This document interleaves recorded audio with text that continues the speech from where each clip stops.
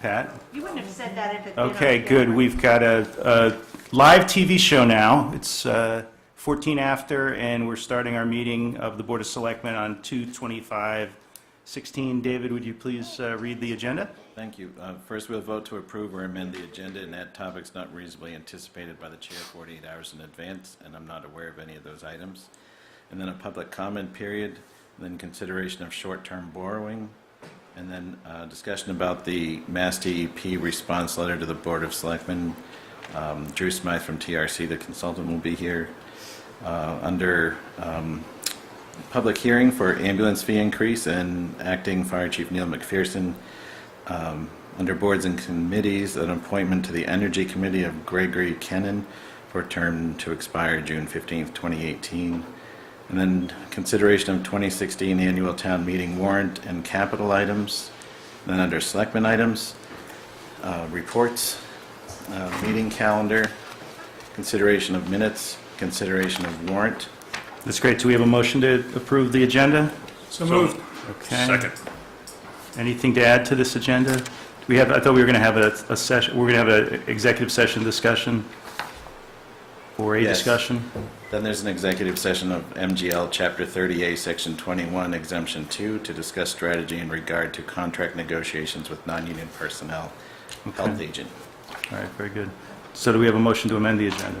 So moved. All right.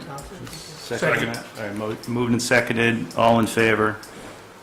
Okay, so the agenda is approved, and now we have public comment, and we have our town clerk, Carol Marple. Just getting started, Paul.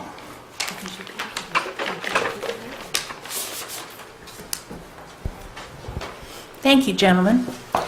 Just a couple of quick things. The first is to set the record straight on some misinformation that came out in your, I think, last meeting regarding election warrants. There was some confusion over what state statute and what our bylaws say. They are both in agreement. The warrant must be signed and posted 7 days in advance. And that information is contained in Mass General Laws 54, Section 63, and Chapter 39, Section 10, if you'd like to check it.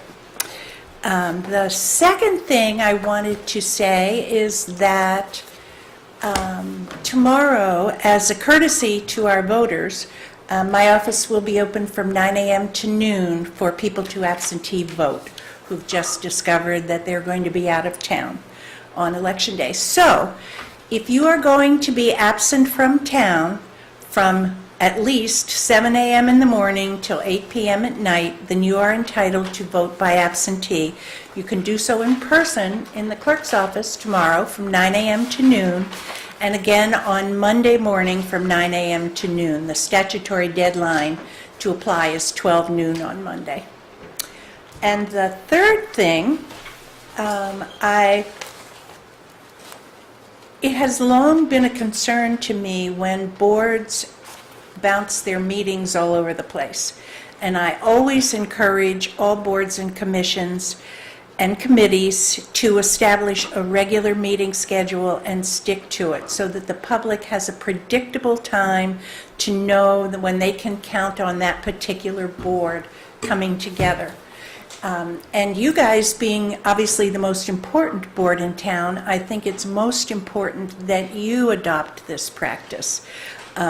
People are much more comfortable when they know what to expect. And if we knew that you all would be meeting, as your policy says, twice a month on the first and third, whatever, Tuesday, Thursday, I think that would go a long way towards helping the public. Thank you very much. I appreciate your input, Carol. That was not on the agenda. I don't think we have a likelihood of adopting that practice, but thank you. No, I don't think you do either, but I encourage you to look at it. Yeah. It really would be a fine thing to do. And once it's well established, I think you all would find it easier to get to those meetings. Yeah, I think the reason we do it is because we don't find it easier to get to those meetings. Okay. Susan Tyler. God, I have to come up front. Hello, all. So much work into ahead. Hello, Good Susan. evening. My name is Susan Tyler, and I'm sure you're all aware of who I am. I'm also one of my titles in town is a cemetery commissioner. I am not speaking as a cemetery commissioner per se. I am speaking for myself as a person that works in the cemeteries. I don't know how many people paid attention to the notifications that came through from the Sherborn Business Association and the grants that they did this previous cycle back in December. I personally put in for a request for some funds, for materials, for cleaning military stones within the town. And I received the funding, and much appreciated. And the weather's getting wonderful. And I will be starting to be back out there working myself. If anybody's interested in helping, I'd be more than happy to show them the proper way for cleaning stones and such. And also, I went to a yard sale in town 2 weeks ago. And leaning up on the stone wall on this house, at this property that was having this yard sale, was a headstone. Now, this headstone was found when they purchased the property many years ago, and it was during renovations, they found a headstone that had been turned upside down and had been incorporated into the walkway, which years past was very customary. They would take an old stone, a new stone would be made, they'd take the old stone and utilize it. Good old Yankee, nothing went to waste.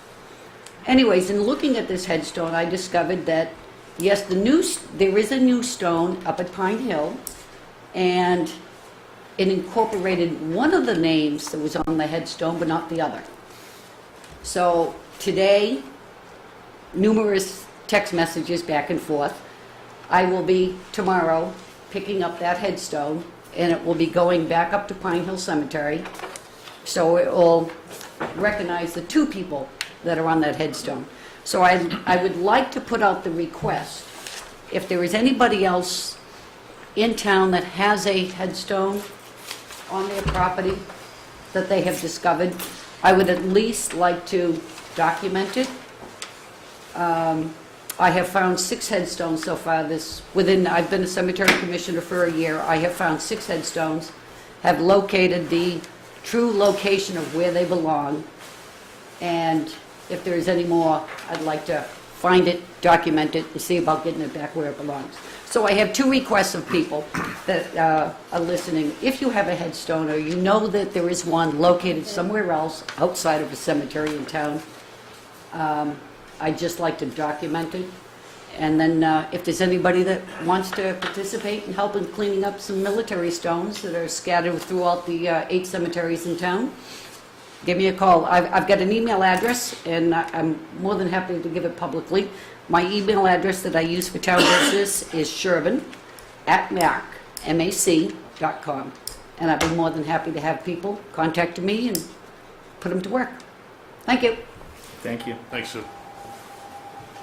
Okay.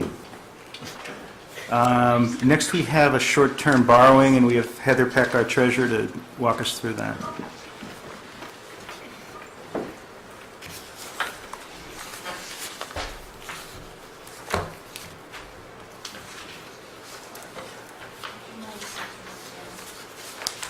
So this morning, I met with the capital budget committee and handed out the packet that you're about to look at. I do not want to take time that you guys do not want me to spend. I'm happy to walk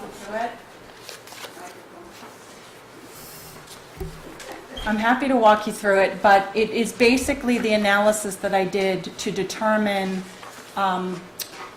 why I went forward with a short-term borrowing, rolling over 2 other short-term borrowings into a single short-term borrowing, rather than going out for a bond this year, a long-term bond on these articles.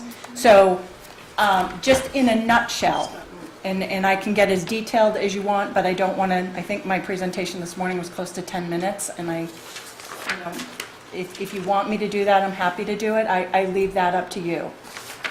Why don't you explain Just it get and then... started? And then Okay. if people have questions, you can go into more All right, depth. absolutely. So we are doing a short-term borrowing today, which is a melding of a borrowing from last March of $491,000 and a borrowing from last September that I set to have the same expiration date as last year's March borrowing, so that were we to want to go out for bond, those would be expiring at the same time and we would be able to do it. The analysis of determining whether to go out for a bond for 1.7 million, which is what that was originally, basically I undertook with our investment advisor. And if you flip to the last 2 pages of this schedule, and there are extras here if anyone wants to grab one. There are 2 components to this. There's equipment and then there's remodeling that go into basically, and elderly housing is another component. So there's 3 components that go into the what was originally 1.471 million. And the analysis is determining if we wanted to go out for bond, what interest rates would make it the smart decision to bond versus to do a second short-term borrowing. So that was sort of the catalyst of the analysis. The front page is the items that are included in this borrowing. It tells you what the original authorization was. It goes through what is remaining to be borrowed on these items. For the elderly housing, we have $150,000 of the original appropriation left to be borrowed, and on the Pine Hill School building, we have $118,000 remaining to be borrowed. And I did the analysis based on, would it make sense? The average cost of a bond is about $36,000. So at what interest rate would it have made sense to go out for a bond this year versus doing another short-term borrowing? One of the other considerations is that we do know that there are some pretty large items coming down the pike in the next year. We've got the ambulance, we've got the library, we've got other things that most likely would accumulate to a significant enough level to also consider going out for a bond next year. So I wanted to take into consideration, if we did it this year, would we also have to do it next year? And at what point would the interest rate make it have an unwise decision to go short-term again versus going long-term? So part of that also is analyzing how much do you choose to do. And I did make the decision to pay down $59,000 of these articles with budget money from the FY16 budget. Part of that catalyst is that we have a requirement that after the second year of borrowing on an article, you are required to start to pay down, whether it's short-term or long-term. So if you look at the far right column here, it talks about the minimum pay down after 2 years. So I had $59,000 available to me in the budget. I actually had $60,000 available to me in the budget to pay down. Part of that was utilized with interest, had been utilized with short-term interest. So what I had remaining was about $59,000. So I did pay down on 4 of these items.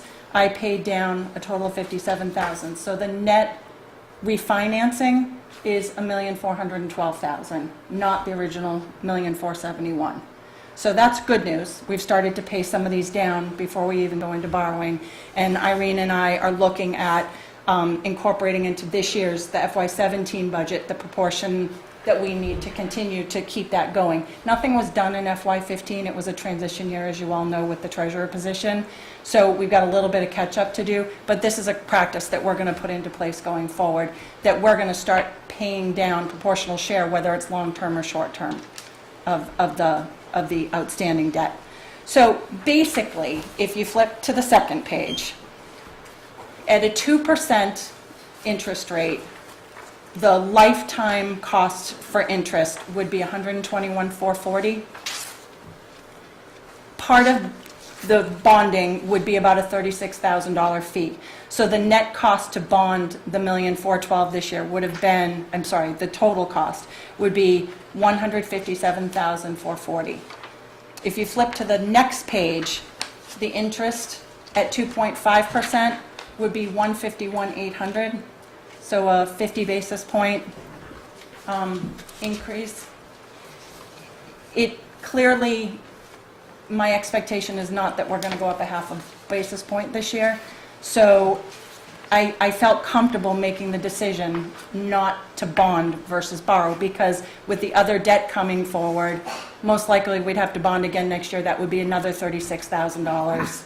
It didn't make sense. Now, Wait. Sorry, it's okay. I'm a simple-minded. No, I've been looking at this for about a month and a half Okay, now. so- 2% interest costs you 157,440. With the 36,000 When you go up half a fees. percent, it goes down $6,000? No. The interest cost of 2% is $121,000. The $36,000 are the fees that you pay whenever you go out for a bond. Okay. So that means the total cost of interest and fees would be $157,440. Interest at 2.5% is $151,800. So if the interest rate You goes still up, need the 36 on top of that. right, but if the interest rate goes up by 0.5%, I'm net okay by $6,000 by having made this decision. If it goes up by a full percentage, it wasn't the best decision to make, which is why I provided the chart on the far right of the schedule that talks about the state and local bond historical rates over the last 8 years, to show you that there's very few years that it went up over a half a basis point. So I felt relatively confident that without a crystal ball and knowing what's going to happen in the next year, this was a good decision, especially knowing that we have additional debt that's coming down the pike for the library and for the ambulance and for things like that over the next year. So next year, going out for bond was the better decision, in my opinion. So I was just asked to justify why I chose to do a short-term borrowing again versus going out for bond. And I just wanted you guys to see the robust analysis that was done in order to really make that consideration and that You determination. got one more. Certainly. So the 36,000 is a flat fee, whether you borrow 1.4 or 3.5. You're gonna pay about 36,000. Exactly. I'm done. Okay, so with that said, I am coming forward asking you all to sign the note and the associated documents for $1,412,000 borrowing, which again is a $59,000 pay down from what we started with. And I have 3 documents that need all 5 of your signatures. Are there any questions before I start passing those down the line? Quick question. I'm assuming this is just a typo on the very first page of the spreadsheet. The elderly housing renovations from the 2012 annual town meeting listed due date of March 12th, 2015. I assume that's 16. Okay, it's, yes, it is. Okay. It is a typo. Yep. And it probably should be 3/11/2016. It was probably a carry forward from something else.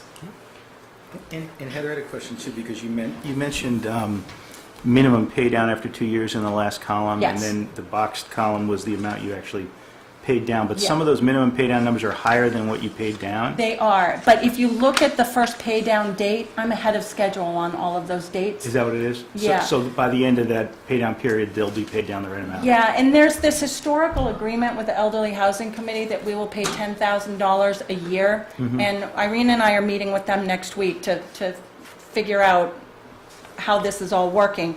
But in a nutshell, we didn't pay anything down for elderly housing last year, and my understanding was this year's budget included, part of the inclusion in this budget was $10,000 for them this year. I had to catch them up because of this agreement, because they're actually supposedly moving the money from their budget into the general funds to cover this pay down. So the $20,000 I felt I had to put toward elderly housing for 2015 and 2016, and then I had to make my best ability to pay down some of the other things based on their dates. And again, we weren't short by much. If you look at, it was 67,000, and again, I'm ahead of, none of these were required this year. Okay. So I'm a little bit ahead, and I expect that we're gonna be working with the budget to get everything caught up and ready to go. One of the things capital budget asked us this morning is, doesn't this make sense to do this, even if you knew you were going out for a bond, to be budgeting every year to keep the useful life, to keep paying down based on the useful life? For example, the useful life on that first item, let's go actually to the second item, the 104,000 is 5 years. I don't actually have to pay down that until, like I said, the third year, but doesn't it make sense to start to pay down some of these things so that you don't end up bonding a bigger amount, because you can only bond over the remaining useful life, which would be 3 years. So instead of doing 104,000 over 3 years, let's start making these pay downs, even if it's short-term, on an annual basis to keep ourselves in line. And that's something that I have already decided I'm going to attempt to do. Never know if the budget will support it. And capital budget asked me about it this morning, so I was able to say, yes, that's in my plans. Great, thank you. So your hope is you'll get this at 2%? The hope is that we'll get it between 2 and 2.5%. Between 2 and 2.5. And if we were to go out longer, what kind of rates are we looking at? You can only go out based on the useful life of each article, so it's not really something that I can play with. One of the things we talked about this morning is the things that affect your rate, which are our AAA rating. One of the other reasons I was sort of advised not to go forward with the bond versus the borrowing, just another component, and it certainly wasn't the deciding factors. They really like to see audited financials when you do it. It could affect your rate if you're coming through with the bond without audited financials. So that's something we'll also work on next year, determining the date to go forward with this, so that we know that we have audited financials at the time we go forward for the bond. But what would those rates be? I mean, the expectation is it'll be between 2 and 2.5%. No, I understand that's next year. for the 1 year, but if we were to go longer, Well, the one-year No, rate, that's not for the the short-term borrowing is only 0.74%. okay. So where our actual interest for the next year is only about $10,000. And if you actually look at page 2, if we were to have had a 2%, Okay. it would have been I got it. 28,240. So it's actually, if you want to, I didn't add that $17,000 savings in, but we did save another $17,000 by doing at least this year's portion at short-term versus long-term. I didn't want to go too crazy with all the numbers. It was making my head spin, so. Anything else? Heather, why are you assuming a 2 to 2.5% bond rate when last year it was 3.41? Or I think I missed something. No, you didn't miss something, and that's why I said those historical state and local rates, those fluctuate based on other criteria. So our last couple of rates have been between 1.8 and 2.5%. Got it, thank you. Okay? Right, so those are Because state- we get sort of bonuses for our AAA, for our audited financials. That's a list of for- state averages, not our experience. Got That's it. correct. Thank you. Yep, good question, though. Great, so you need us to I vote to do. authorize this I do. borrowing? Does somebody have a motion to make on this? Move approval of a short-term borrowing I'll second that of motion. $1,412,000 for 1 year. Second. Okay, moved and seconded. Do we need a roll call or anything on this, or it's just a hand vote? Ordinary vote, great, all in favor? Thank you, Thank you. gentlemen. All right, so there are 3 things. I believe you guys signed where the yellow sticky is for signatures, and Carol Markle is here witnessing the signatures as you sign them. She's going to take these downstairs and affix her seal tonight, and I'm going to FedEx them off to the Department of Local Services after the meeting. You know, while we're signing that, just mention to you that there is pending before Congress a bill to repeal the tax exemption of municipal borrowings, which would have a big impact on interest rates. And there also is an intention by the Federal Reserve stated to raise the discount rate at least by 25 basis points every quarter. They've been deferring that given the crazy things that are going on with the economy, but it does seem like there is going to be more likely than not there will be rate increases, and that will have a ripple effect on the rates that we pay.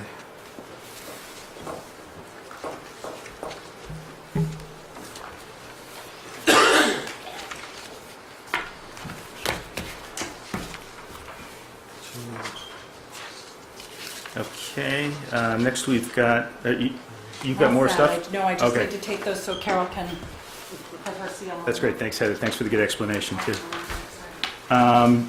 We've got a discussion of the general chemical letter, and we've got Drew Smith, the TRC consultant here. Oh, great, thank you.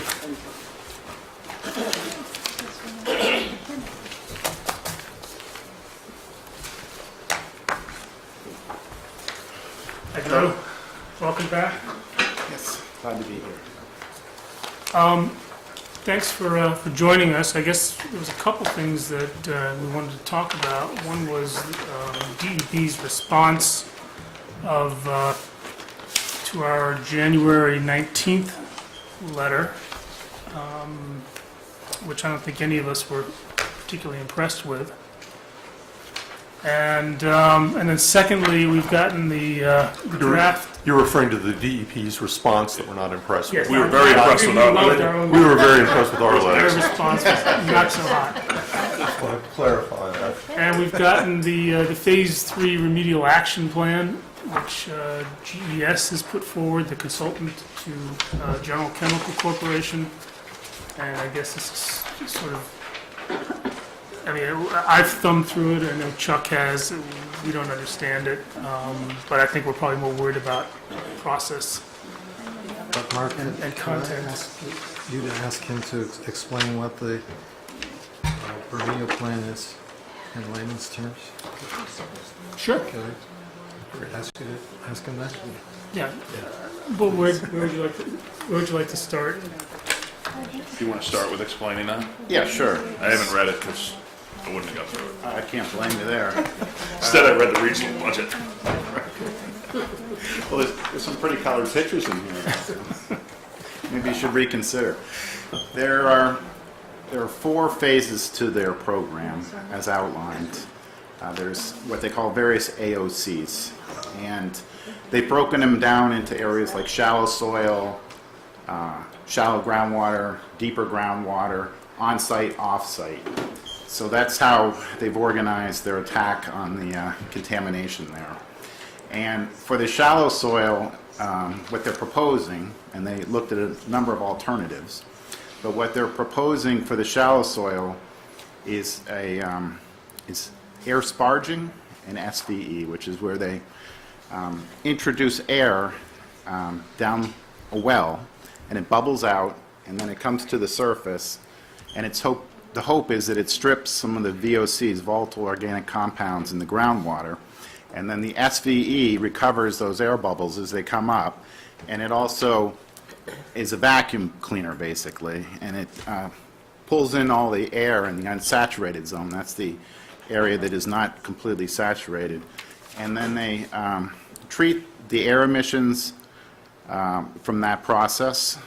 They're also looking at bioremediation, and they're looking at a butane air sparging, and they're looking at ISCO, which is a oxidant that you pump down the wells. So those are basically the various technologies that they've crafted. And the particular oxidant they're using is called persulfate. And for part of the plume, the off-site part, they're talking about using an activated persulfate, which makes it a much stronger oxidizer. And for the part on-site, it's just plain persulfate. So it's various combinations of chemicals that they're going to be applying. They're going to be sparging, and they're going to have SVE. So there's going to be a lot of things going on at the site as planned. And all that takes place at the site itself?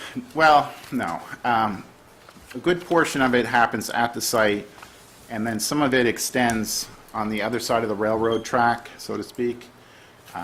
And that part they'll be dealing with as well. That's their plan. So do you think that that will clean up the site? Probably not.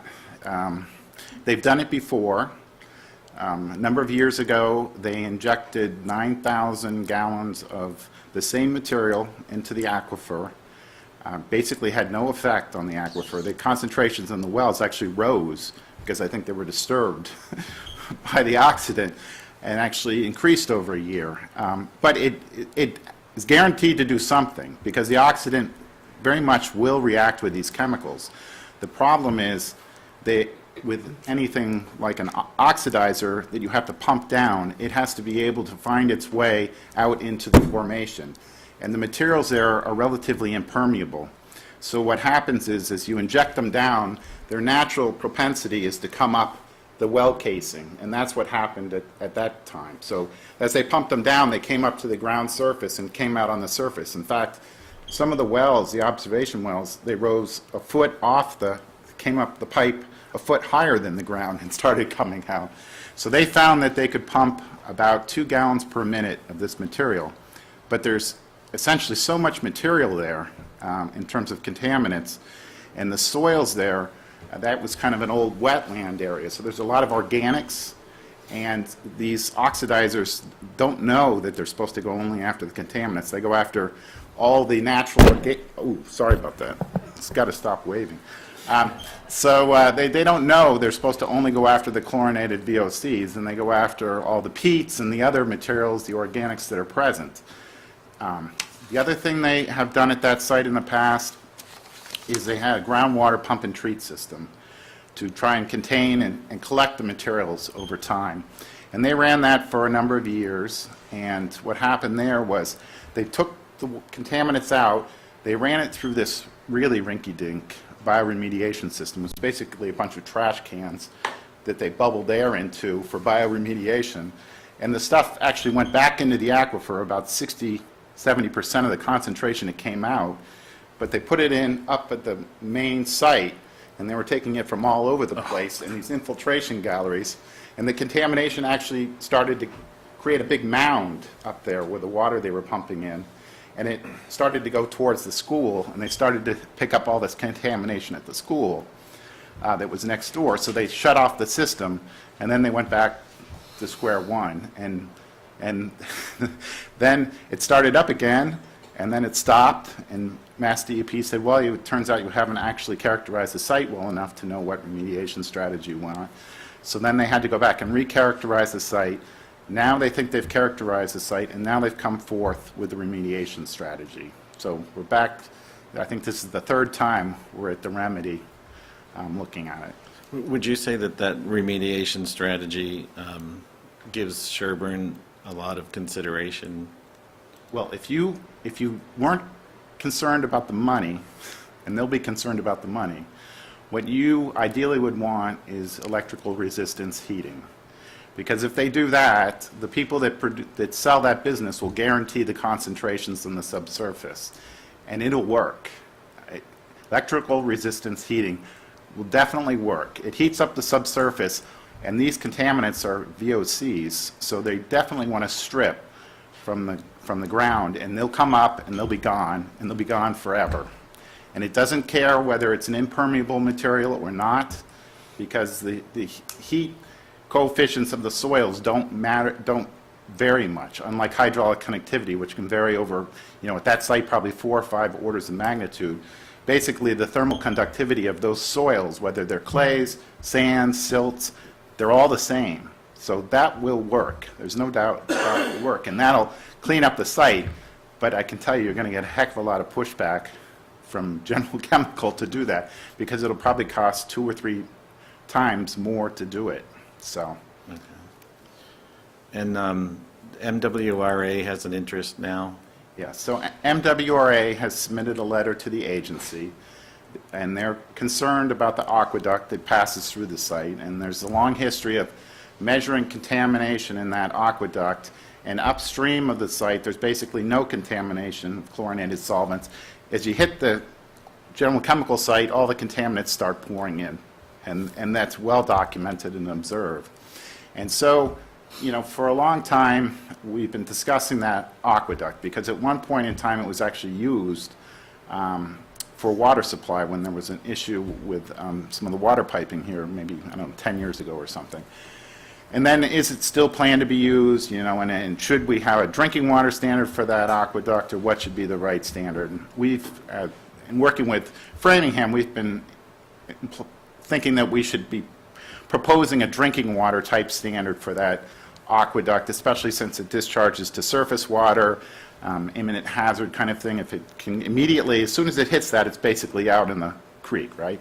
So, and what MWRA has come forth and said is basically, we don't want any contamination, none, zero, going into that aqueduct. And then they said one of the alternatives that they would recommend is a complete lining of that aqueduct. So if they did that, that keeps the contaminants out. MWRA recommended that, or MWRA GES? did, and the chief operating officer of MWRA signed the letter. So it's, and I have actually spoken with the MWRA to talk to them, and they said that it's a high priority for them, and they do want that lined, and they do want that situation addressed, and that they themselves have had trouble with General Chemical getting them to implement a plan to protect the aqueduct. So originally, we had thought that we would all be sitting at some sort of table and coming up with a nice remediation plan, and DEP would take everyone's input and then issue something. So we were surprised when we got their plan that didn't have anyone's input on it. It just had a bunch of options. Right. So now it goes to a public comment period? So, yeah, so the LSP process, in this state, they've adopted a program where individuals, rather than the government, can proceed with the remediation. This is a Tier 1 site, which means it's more highly regulated than a standard site, but it's still a licensed site, professional-led site, which means General Chemical makes all the first moves. They say, you know, we think we've characterized it, here's our characterization report. Here, we know what the right remediation strategy is, here's the report, and basically they put it out there. And Mass DEP asked them to put forth a draft plan, not a final plan, but a draft plan. So that's in their administrative consent order with General Chemical. So this is not a final plan, and the requirements are that they have a public meeting, which will probably happen sometime in March or April, and then there's a comment period following that.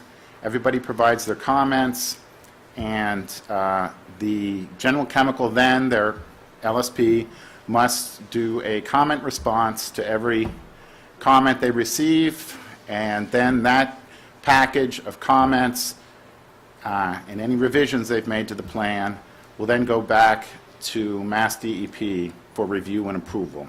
And Mass DEP has not always approved their plans. In fact, the last time they had a remedial plan like this, Mass DEP denied it and sent them back to characterization. So that's what happened the last time they got one of these plans.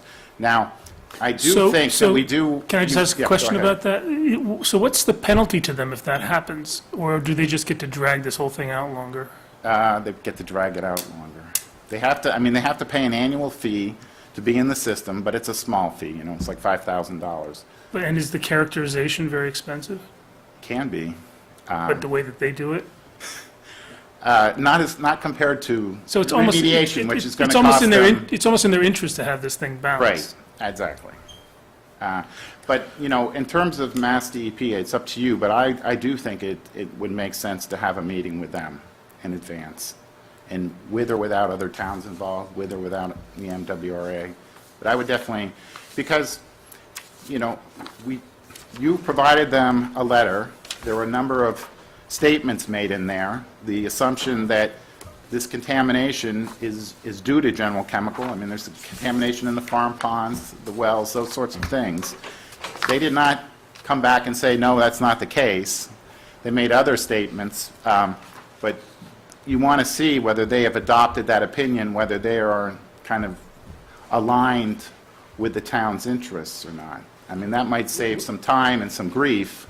Would it make sense to do that with MWRA if we think that that's the vehicle for the contaminants getting to Sherborn? Excuse me? Would it make sense to do that meeting? You said you could do it with the MWRA or by yourself? Yeah. Don't we have a common interest with MWRA? We do. Okay. You have a common interest with Framingham, and as it turns out, you also have a common interest with Natick. So I think each of those entities have a common interest. You can have a big meeting or a small meeting or whatever you want to do. But isn't the path to get to Sherborn actually the aqueduct itself? That is a good start, because if you cut off the aqueduct, then a lot of the water, the contamination that goes directly via aqueduct is cut off. And that's a fair amount of contamination. So that would be a good start. However, that said, there's also a drainage ditch that runs down the middle of the site through the wetlands and empties out into Coarse Brook. So that's another source. I don't know, I haven't calculated from a mass flow which is greater, but they're both there. So it would be ideal to cut off both of them if you can. Could I ask a couple of questions? Paul? In order to do a remedial plan, you have to have the characterization done. And I think the point of our letter is that we don't think enough characterization is done because the pathway to Sherborn hasn't been established, and not that those two aren't likely pathways, but we don't know if those are the only pathways. During the public comment period, is it acceptable to argue that not enough characterization has been done to determine how the stuff is getting to Sherborn, and that it is getting to Sherborn, and things like that, and calling for more tests or whatever might be necessary to address our interests as a community, separate from the interests of others? Yeah, one of the big points, I think, of meeting with Mass DEP, probably just by yourselves and Mass DEP, is they provided some test results, right? They showed that it wasn't due to the septic systems, right? So that's a new piece of information. And if you can get them on board that, there's basically 3 tiers of site characterization that I think would make sense. One is site characterization right at their site. They have concentrations of these chemicals that are 1,000 times higher than you have. Some of the most contaminated wells in the whole state are probably at that site. So check there, go down to bedrock like we told them, see if it's there or not. Then the next step back is you could go, maybe along the edge of Framingham, along Coarse Brook, put a line of sentinel wells, see if you have something there. And then the last step is you could potentially, put a well in along Meadowbrook Road or someplace like that. If you put a well in there, it has this different force of law than other wells, because within 500 feet of a drinking water well, it makes the aquifer a GW1 highest classification aquifer, and if you have a hit there, sampling the well with low flow, the lowest detection limits, and it exceeds the criteria, Mass DEP, General Chemical, has nothing to do but to deal with that. That would be a new problem for them, and it would make them have to clean up the site more. But I think that would be the last step you would necessarily pursue. The first step is to, put wells in close to their site and just see, is it in the bedrock like we think it is? We know it's in the bedrock, just off their site, and on their site, an Exelon site, there's a well that exceeds the drinking water standard in the bedrock already. But I guarantee you, there are concentrations much higher than that on the General Chemical site that we could also look at.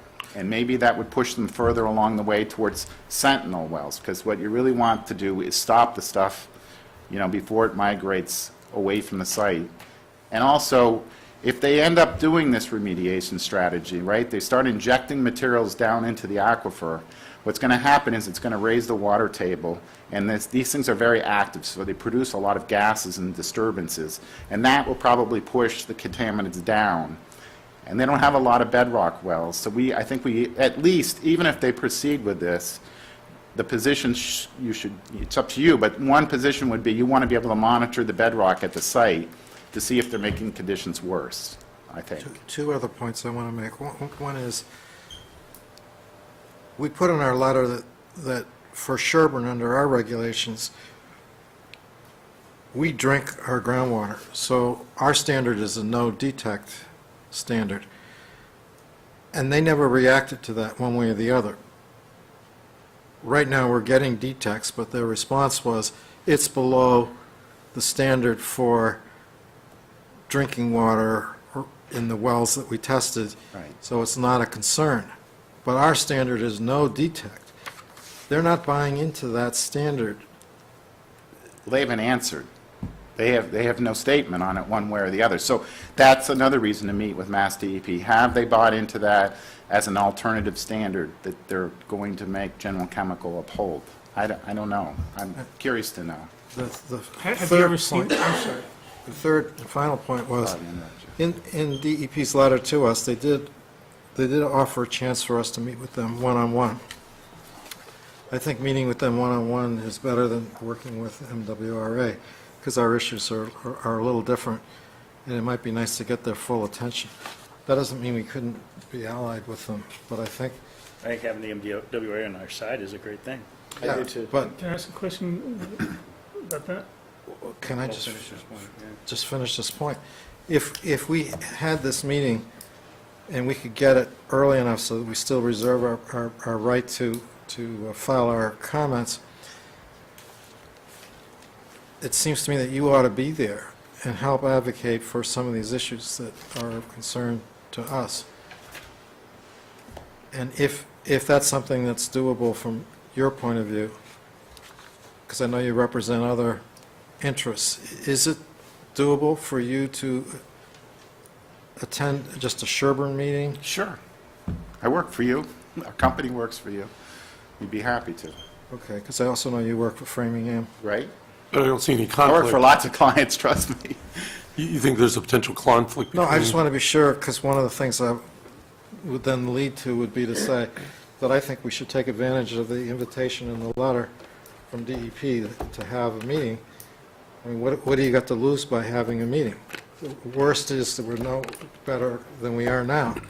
But if we have a meeting, maybe we can influence them on the fact that the characterization work hasn't been fully done. There are better cleanup ways that would better protect Sherborn, and that this snow detect, to emphasize the fact that all of Sherborn essentially is a drinking water aquifer, because we don't have any public water. We have to depend on our wells. So those are my 3 points. Could we invite MWRA?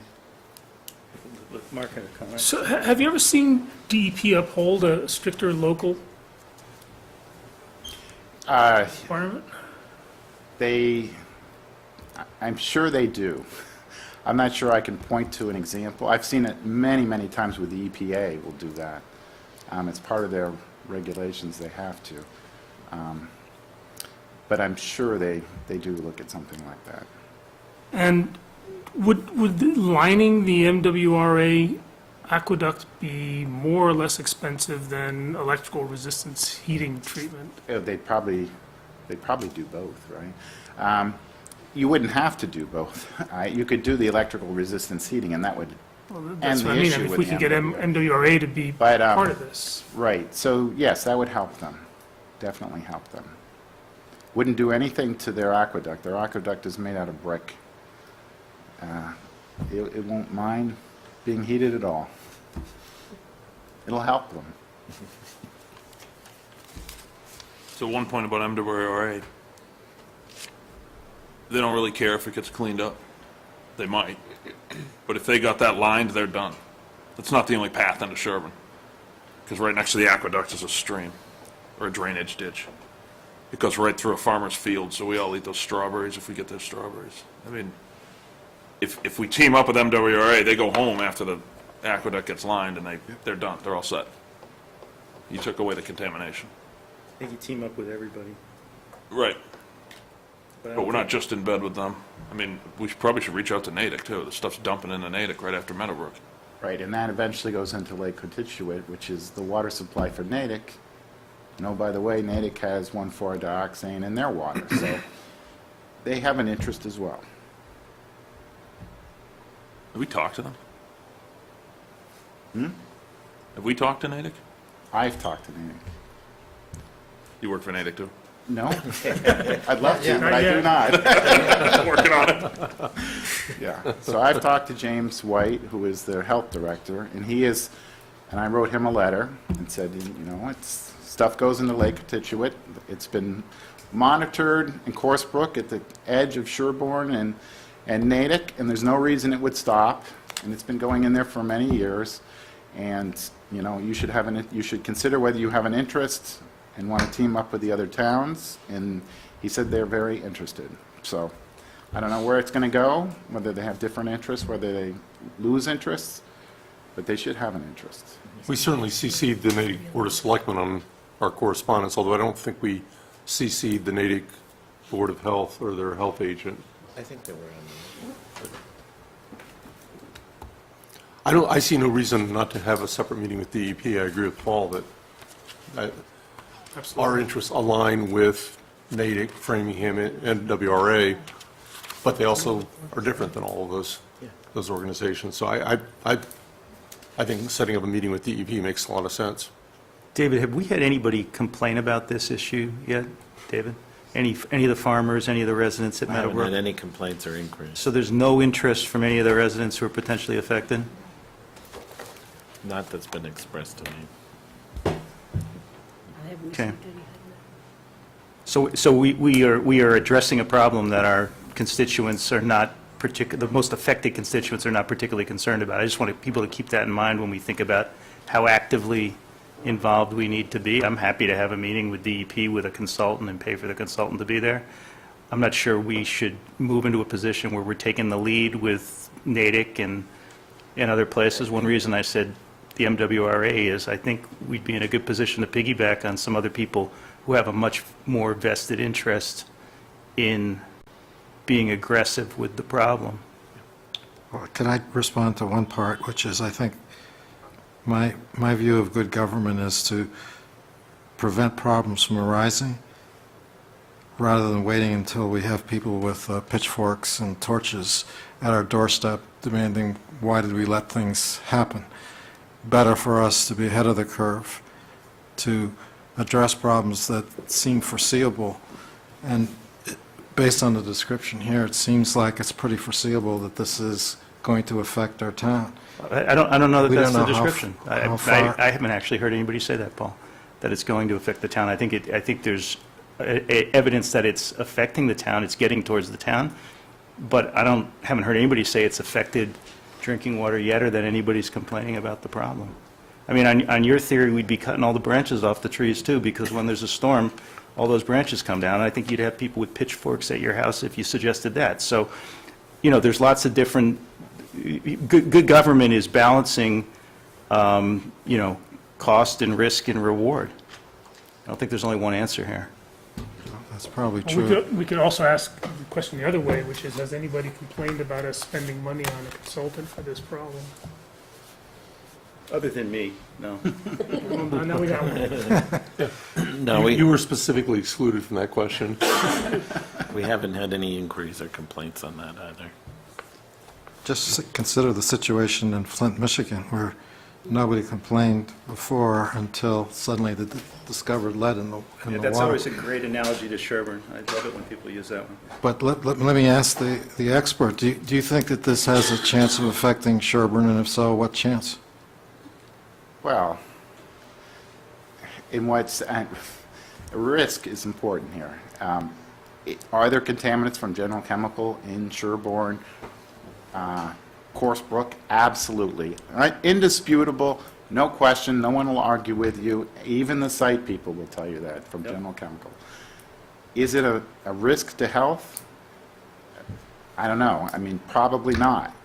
It's going through the river, and it's going into Natick.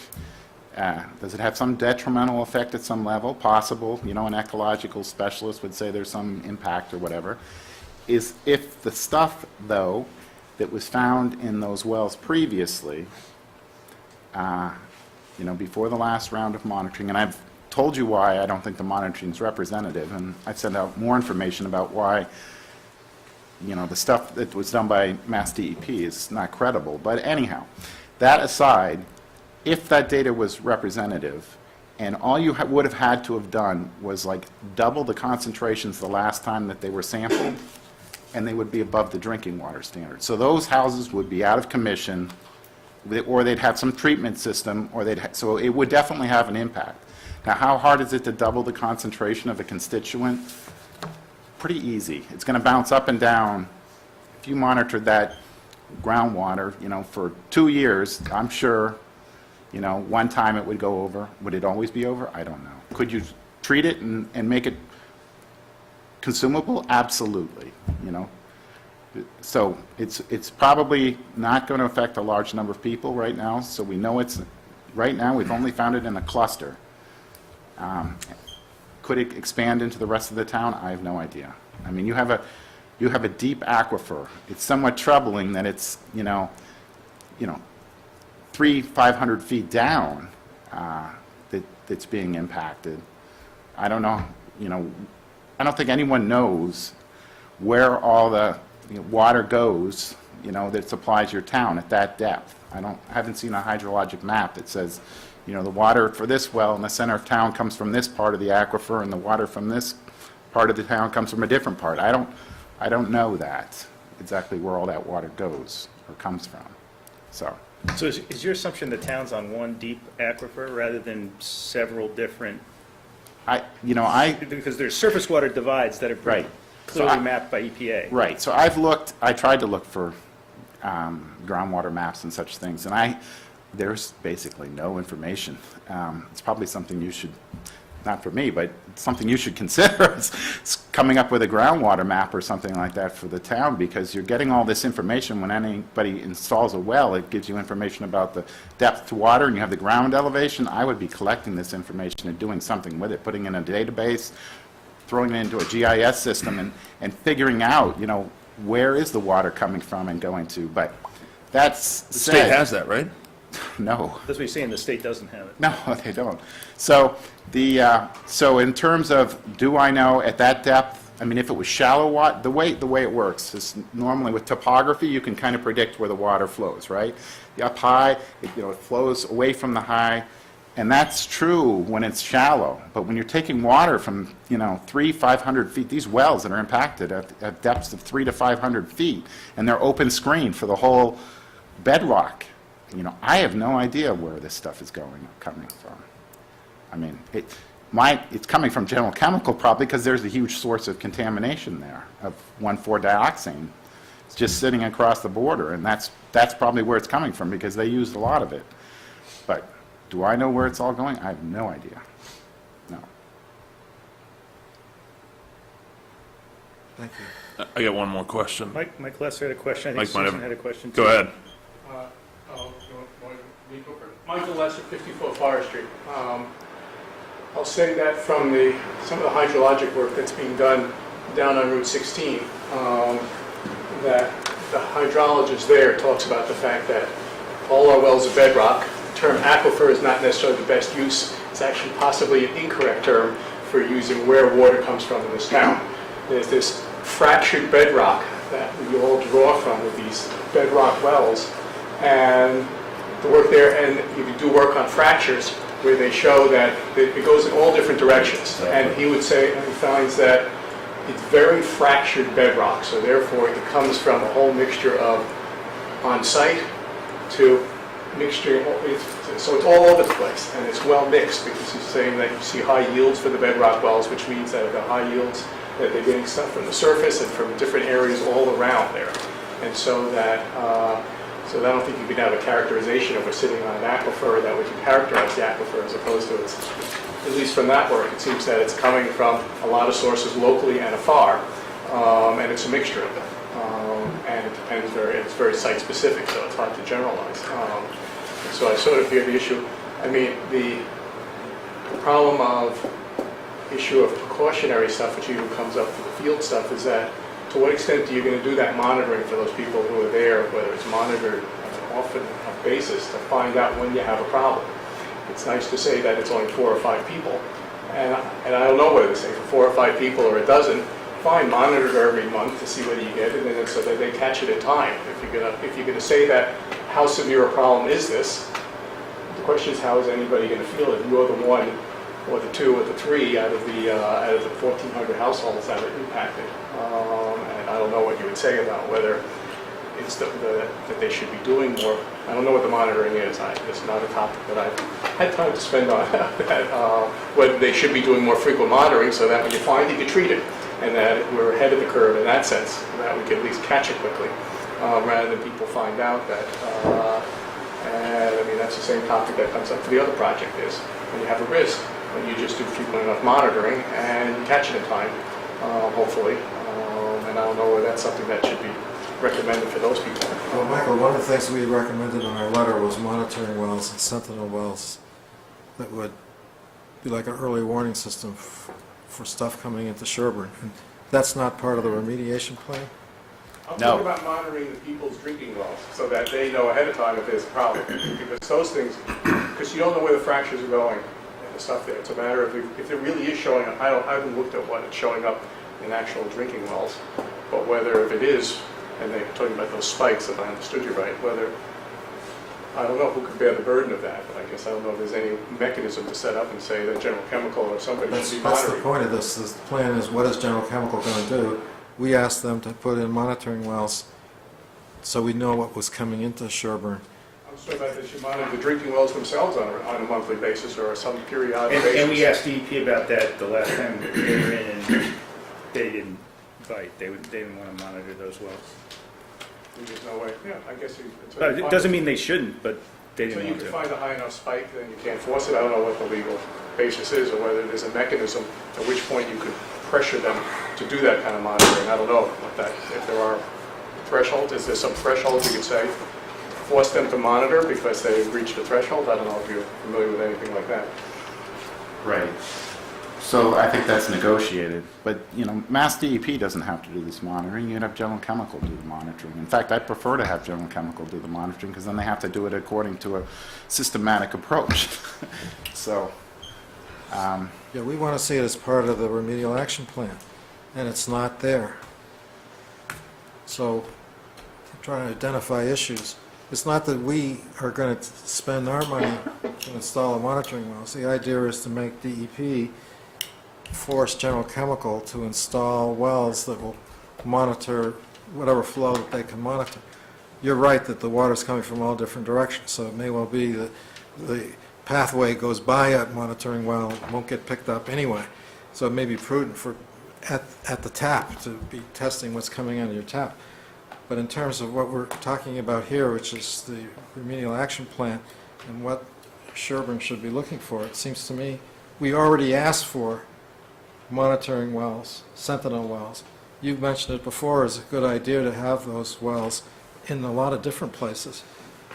And it seems to me it ought to be on our agenda with a meeting with DEP to get these monitoring wells that would provide some early warning to Sherborn.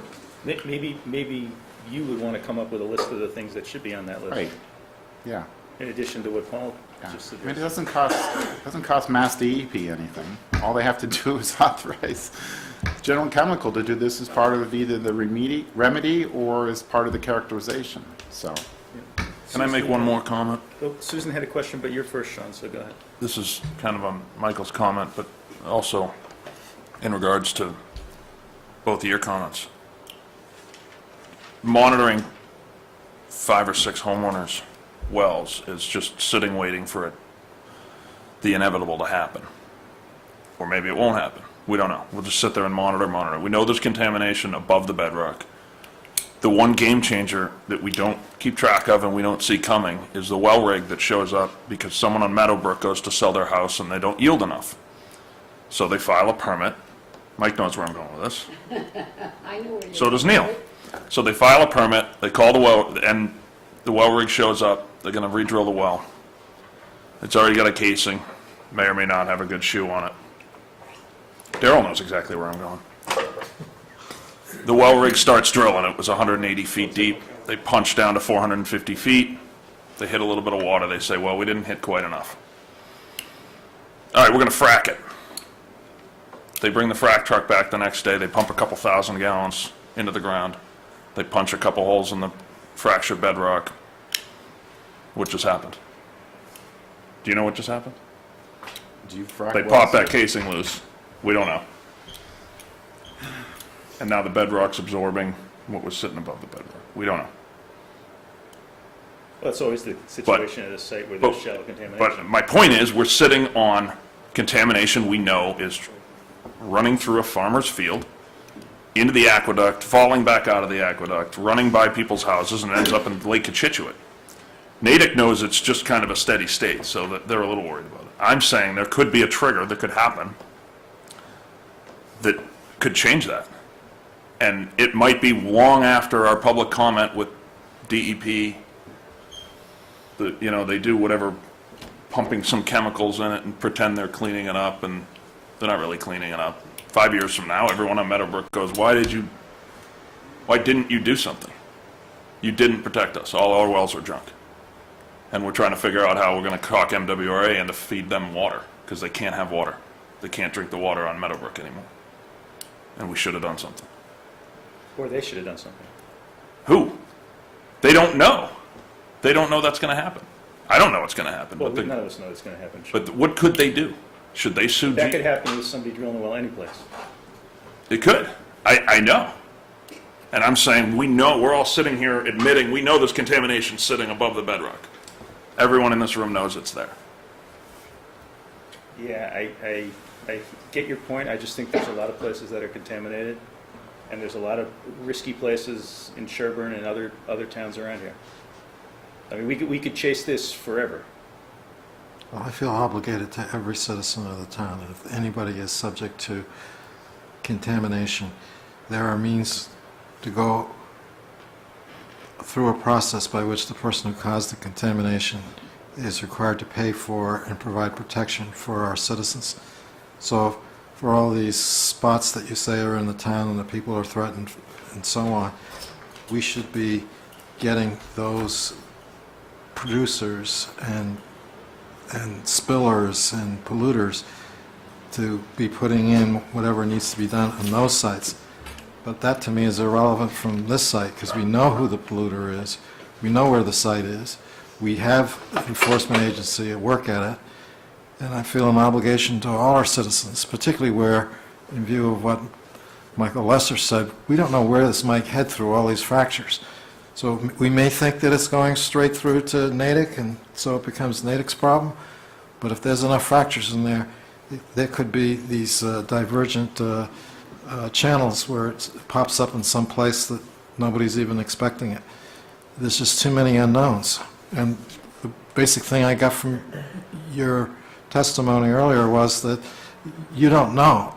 And because you don't know, nobody really knows where this stuff is coming from and where it might go to. So Knows how to clean it up, though.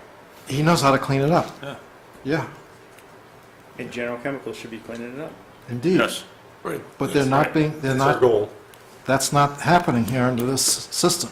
So that's why if you have a meeting, we get a list from you of all the things that you think that we should be asking for, And he's going to be there. and you be there. Is that okay, we have him here? Don't you think? Makes sense to me. I mean, unless you just got an LSP hat. Well, you were shaking your head, so I didn't know what you No, meant. I'm not shaking my head about that. Okay. My other proposal is that there's, I mean, Do we need a motion? Susan has a comment. Let Susan talk, but Darrell has a Darrell comment does from too. the Board of Health, and I would be curious to know what the Board of Health Love to hear it. can do about these kinds of things in addition to the Board of Selectmen, because there's properties in Holliston, for example, that have known contamination problems, and a lot of other towns around us, you know, all the towns around us, and in our town, have had releases of oil or hazardous material at different places, and they get cleaned up and they get dealt with, but we're not talking about fracturing the ground with wells or anything like that. Susan? Yeah, hi, Susan Teller, Western Avenue. I had a question and then just a comment. As far as you were talking about, there was mention of putting in some monitoring wells. In that area downstream between General Chemical and, say, the Coolidge Street on the downside where it's Natick, it's actually, the town of Natick doesn't own that land around the brook, it belongs to the state. Is any of that land owned by the town? So from Coolidge Street to General Chemical, or is that all private property where you're proposing to put these monitoring wells? Who pays for the monitoring wells on the property? And then there was the comment about testing all the private wells 5, 6 times a year, this and that. Sherborn has zero tolerance on anything that's located within your water. The state has parameters that are acceptable for private wells and what can be found. What happens to all these, if I was a private resident down there, and you're all hoping to test the water in that neighborhood on a frequent basis, and my well is now coming up that I've got 2 parts per billion of something, Sherborn has zero tolerance on anything.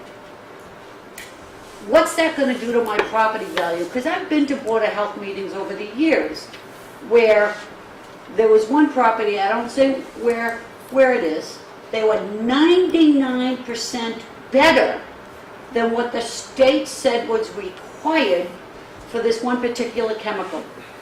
And Sherborn still said, no, zero tolerance, it has to be recorded on your deed, you have to do this filtering, this and that, and still record it on. What is that going to do to the residents in that neighborhood?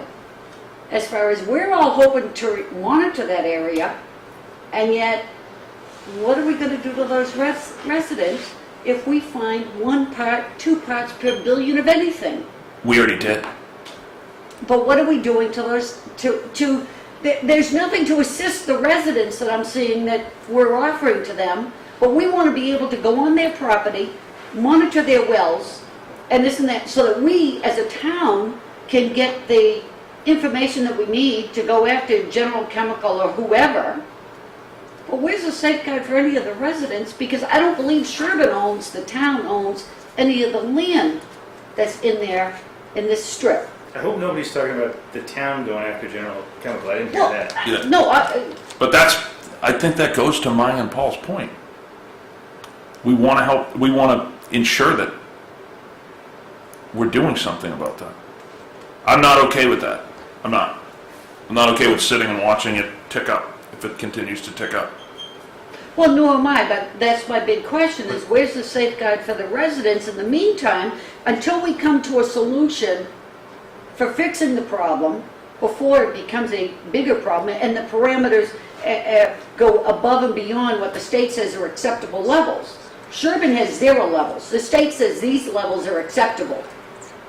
Where in that, in between, while we monitor this and come up with a solution, where's the safeguard for any of the residents that may have 2 parts? The state says 10 is good, but we have nothing.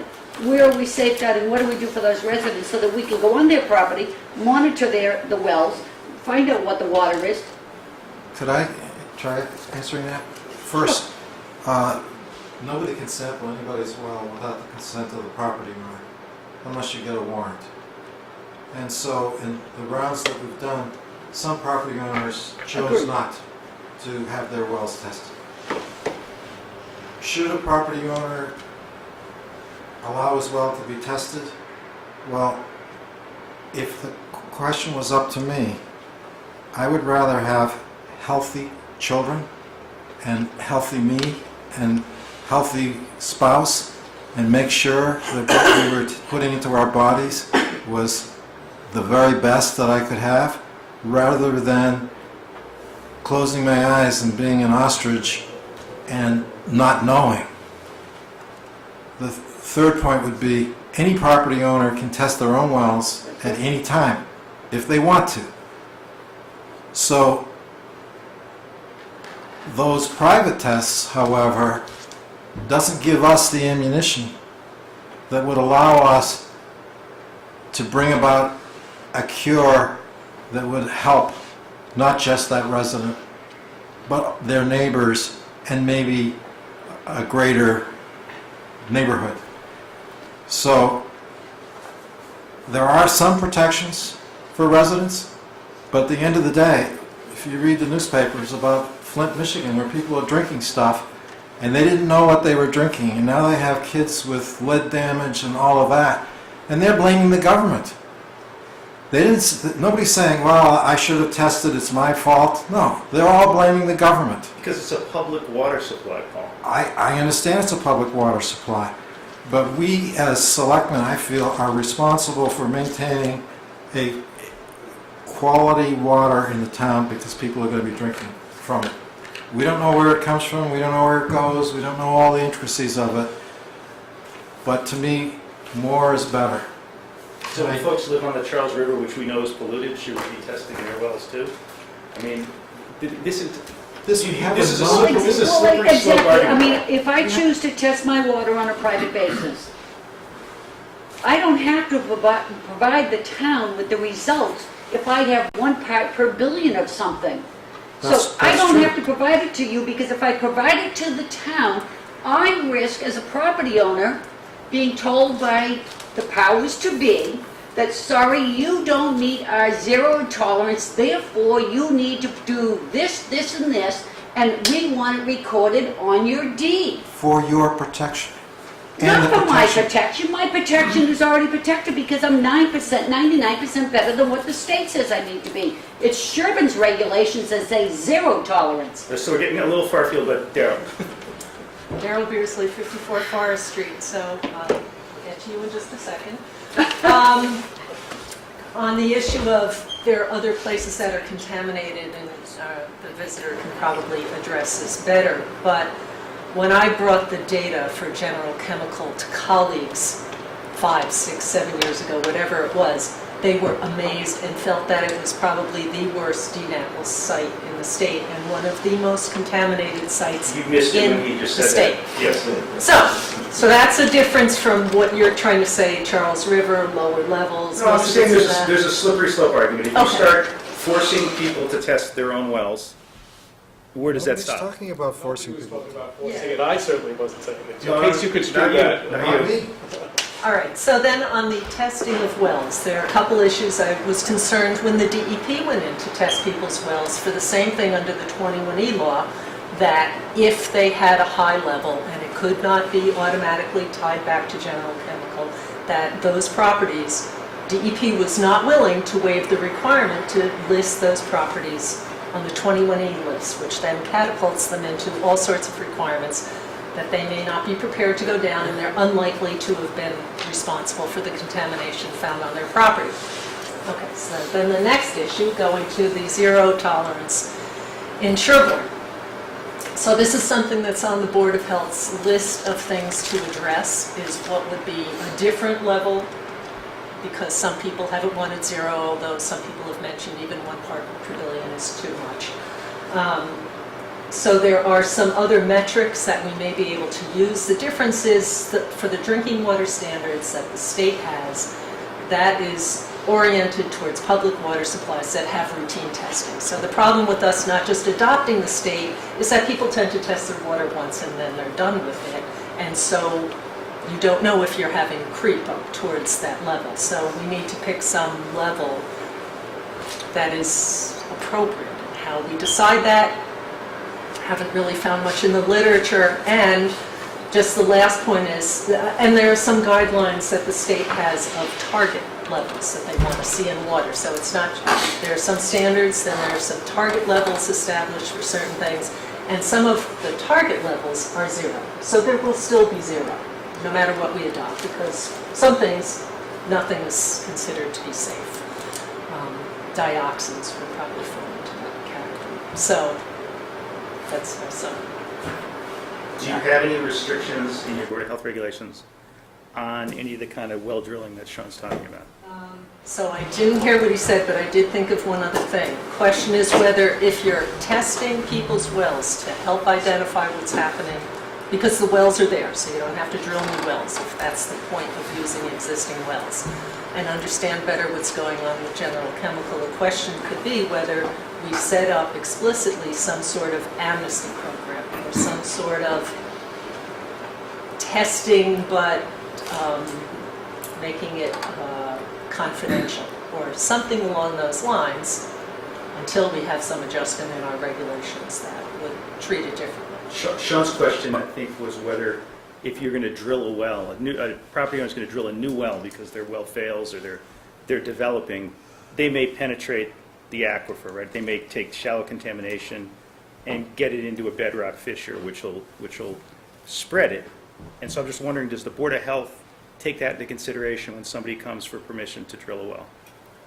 My specific example was a deepening, which is a permit you guys have. with an existing casing, which could be 40 years old, not well sealed, and then the possibility of hydrofracking after that. People do that, and you well know, you could try to have more regulations, but we get a lot of flack for what we have already, so. Right, and we have 0 on hydrofracking, right? Is there a permit at all for hydrofracking? No, it's Right. considered a standard practice Right. for installing wells if you want to increase yield out of something that isn't producing very well, very sufficient. Mike, could I ask a question? I'm sorry, do you prefer Smith or Smythe? Smythe, but I'll take anything. Thank you. Mr. Smythe made a recommendation that it would be good for us to put onto a GIS database the Board of Health well records. Are we doing that already, or is that a possibility? I believe, the issue with our well records, we have them. We don't have it for every well in town because records were not routinely required before 1989, and they're sketchy.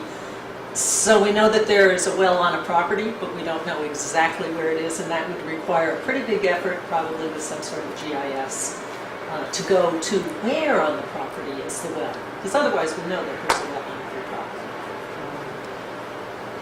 Well, it sounds like you didn't incomplete. The state does have a website that logs, but it's mostly new stuff.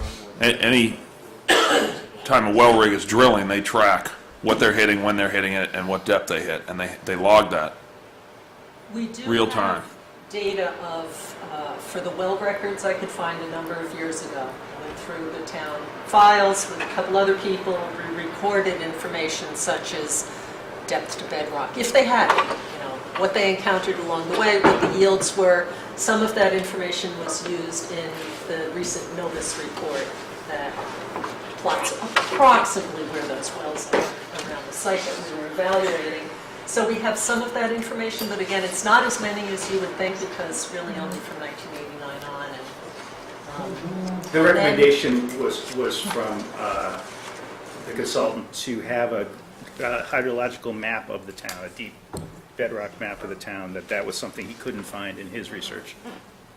No, so we don't have it completely integrated. I mean, it could be approximate, but it would give some sense of what's going on. I mean, ideally, if I can speak, ideally you would have something like an Oracle database where all that information on the well goes in. It would have the flow rates that they were able to achieve, the static water level, stuff like that.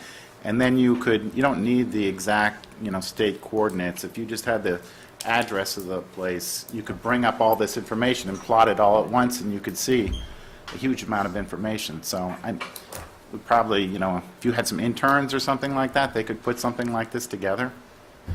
I think that would be helpful in the long run. There you go, access, perfect. So if you had that and you pulled up the information and queried it in the right way, you should be able to create one of these water level maps for your town in short order. We ready to wrap this up, you think? Yeah. In regards to, by the way, your question about sampling people's wells, I spoke earlier, maybe I was not clear, but I think the way you do it is in phases. So I want to sample at the General Chemical site in Framingham, show them, they shouldn't already know, but show them very clearly, if we go near the areas where these concentrations are, it's here, it's General Chemical, move out again in Framingham, but along the river, basically, on their side, not on your side, put in a few wells there, and then monitor those wells. I'd much rather monitor those wells than your wells. I would not want to inconvenience the residents, and you're going to get a better measurement there, because a personal well is a big well, it has lots of cavitation, it's not going to give you a very quantifiable and exact number. You're much better off having a monitoring well than a pumped well. So I would do that, and then you can monitor the progress of the remediation. If they do it the way they're talking about, you'll have a long time to comment on it because it's going to take 30 years or more. But if I could kind of bring this back to where we have a specific agenda item, maybe, I would very much like to see us schedule a meeting with DEP. I very much am interested in inviting our consultant. I'd very much like to task him with putting together items that he thinks we should be looking at. From my notes, it's things like the monitoring wells that we talked about and that Sherborn asked for in its letter. The electric heating business sounds like a good idea. We should have that on the agenda and on the table. There are probably a lot of other items. We should have that list. Let's schedule a meeting earlier rather than later so we can catch DEP, and it's in the form of accepting their offer because they offered to meet with us. That would be my suggestion here. Can you develop a list of what should be on that Sure. request list? I mean, I know a lot of it's in the letter you worked Right. on, but that'd be great. Okay, no problem. And that would be before the meeting to review the plan. Definitely. All right, so David, what's the time frame for this DEP meeting? Is what? It's our next meeting? It's the earliest we can get them in here? So we can get them in there on the 9th? Okay. All right. I think as soon as possible. Okay. I don't know what the comment period is on the Phase 3, do you know? It's a 20-day comment period after the meeting. When's their meeting? They haven't scheduled it yet. They're Okay. thinking, Mass DEP is thinking sometime in March, and Framingham is thinking sometime in April, because they have to prepare translations of materials and all that Put sort it of off thing. if you can make it happen, I'd keep moving. So we would start, we'll shoot for March 9th, and Yeah, then it sounds like we're if shooting it's for not March 9th. available, go to the next date. Wait a second, Mark's not going to be able to- I'll check. Said he doesn't, It's okay, you We'll check guys this. understand this, I think it's more important to keep it moving. I've got I have a triple conflict on the 9th, so so we'll test your well and Mark's well while you guys are... I knew that's fine. Just so we're clear, no one's talking about testing individual homeowners' wells. That wasn't in our letters. That hasn't been the proposal from the consultant. We've always been talking about monitoring wells. We're talking about Century Wells in Framingham, and the Framingham side, of course. Yes. That makes sense to me. Testing wells doesn't make sense to me. Right. Okay. Okay, thank you. Thank you. Thank you. Okay. Next, we have a public hearing on ambulance fee increases. So I read the public hearing announcement? You should. Okay, David. Here we go. The Sherborn Board of Selectmen will hold a public hearing on Thursday, February 25th, 2016 at 6:45 PM, so we've missed the timeline, but hopefully nobody left. At the Sherborn Town Hall, 19 Washington Street in room 204A to discuss the possible increase in ambulance fees for Sherborn Fire and Rescue. Proposed fees are available for review in the Town Hall Selectmen's office. Office hours are Monday through Thursday, 8 a.m. to 5 p.m., and Friday, 8 a.m. till noon. We had no inquiries or comments. You had no inquiries or comments. Okay, and we've got a sheet here that has proposed rates. Do you want to walk us through it, Neil? I will. Is this, you developed these, or you're speaking for whoever developed these? Is that the idea? About these. So Okay, the great. last time these fees were updated was in the fall of 2012. And before that period in time, we used to do this on a yearly basis. So in going through and speaking with the ambulance company recently, I realized that it had not been done. So what you see in front of you is a request. In general, it is a 5% request. I'd remind you that we, again, haven't increased these for virtually 3.5 years. So I think the increase is a minor increase relative to the period of time that we're looking at here. I want to remind people that the goal here is to go ahead and to get the maximum amount of revenue from insurance companies, whether it's an auto insurance company or a medical insurance company. The rates you see in front of you are still reasonable and customary according to the ambulance billing company. So I also want to make sure the public knows that, as in the past, if you get a bill from the ambulance company, our goal is to collect on the insurance. If you have any issue in paying the additional amount that the insurance did not cover, you call us up and we typically will waive that amount. So no one should ever hesitate to call the ambulance. So the other piece of this is about, as our costs increase, we need to increase our fees to help offset those costs. So that what you see in front of you is various rates that we charge for various types of calls. And I don't think we need to get in detail unless you want to, but very simply, we have basic services that we provide for basic transport, and we have ALS transports, which require more intensive care, and they have different rates based upon the services being offered. So that's what you see in front of you. Thank you. Some questions? Yeah, I mean, should we hear from the public and then have the board discuss based on the public comment? Anybody in the public have any comments on these? Great, good. Paul, you were the first to speak up, go ahead. Yeah, I didn't realize we had an ALS-rated ambulance. We do have an ALS-rated ambulance? We do. We also have an agreement with a paramedic service. So if we use the paramedic service and they transport on our ambulance, that we can bill at the higher rate. So we can operate ourselves at the ALS 1 level as an intermediate service. If we take the paramedics, we can actually bill out at the ALS 2 base rate and use some of these other things, including cardiac monitoring, IV therapy, and airways. The next question would be, I'm in the process of doing one of these agreements for another town with an affiliated hospital. Do we have an affiliated hospital supervising our EMSs? We do, and it's Which the one? Metro West Medical Center. And as part of this other town's agreement, they have other services, and I wonder, are we doing those services and not charging for it? So I'll read you a few things. Glucose monitoring, do we do that? That is typically included in the ALS rate. That's not a separate charge? We've never charged for glucose monitoring. What about albuterol administration via nebulizer for known asthmatics, according to Massachusetts Department of Public Health, OMES Advisory 4910? So again, that's an ALS skill, and that would be incorporated in one of the ALS rates.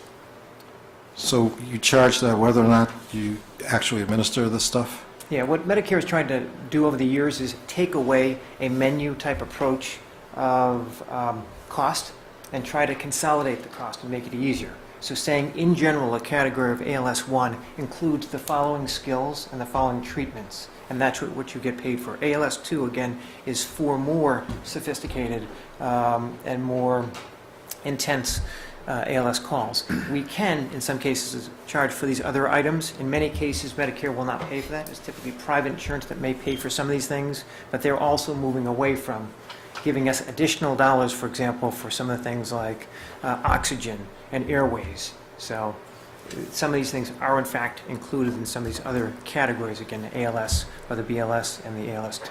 But do you think other communities charging for this are getting money from private insurers then? They could. It depends on the insurance company. It's hit or miss, and I'd say it's the 80-20 rule. I would think that you could bill for it, but you're going to get it a very small percentage of the time. So if you'd like to see us expand and try and include that, I certainly am receptive to doing so. We have not done it in the past. Our ambulance company, billing company, has never recommended that we do that. Also, another item that another community is charging for is intranasal naloxone with needleless systems. This is Narcan. Okay. We don't charge for that? We currently don't. Should we? We could. We use Narcan maybe once a year, maybe twice a year at most. So we certainly could bill in a rate if we want to. You get the product for free, don't you? Yeah, have we ever It paid gets- for our It gets Narcan? refilled through an agreement with the hospital, so we don't have a charge for that. But typically, those patients also get an IV, they also get ALS, so we're still collecting a fair amount of money.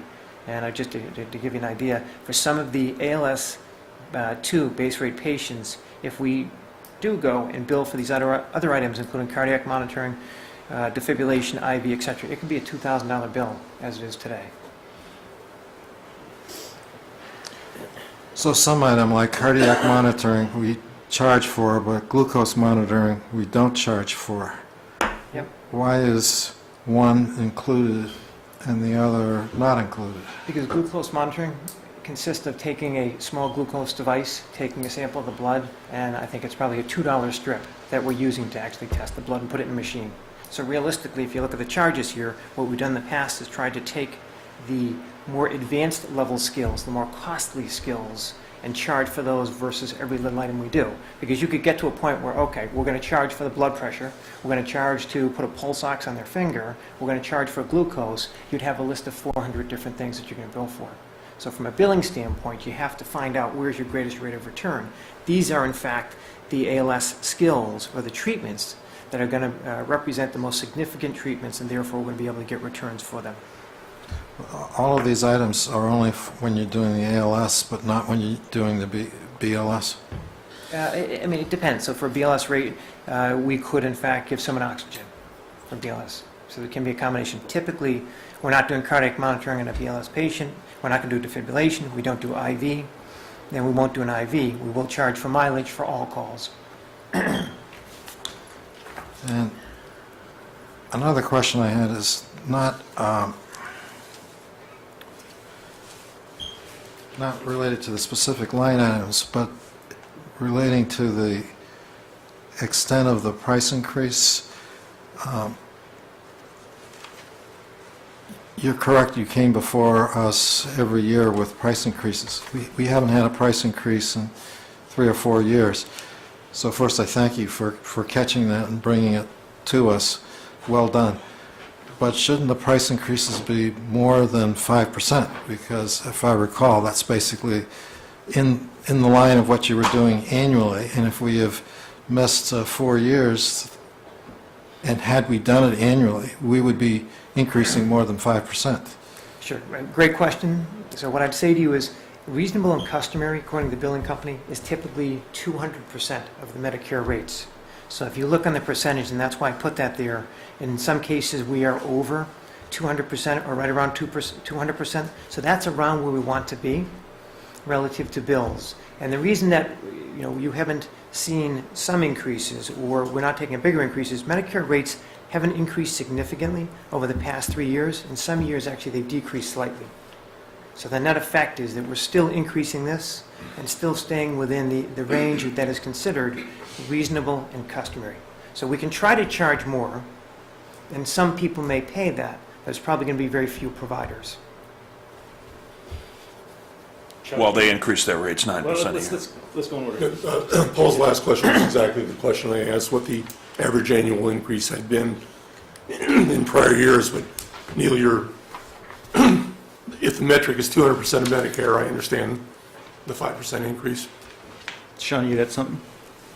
I was just pointing out that they raised their rates 8 to 9% the past 5 years, but they're only paying out the insurance companies as a whole, As a whole. the rates to us I that see. we pay.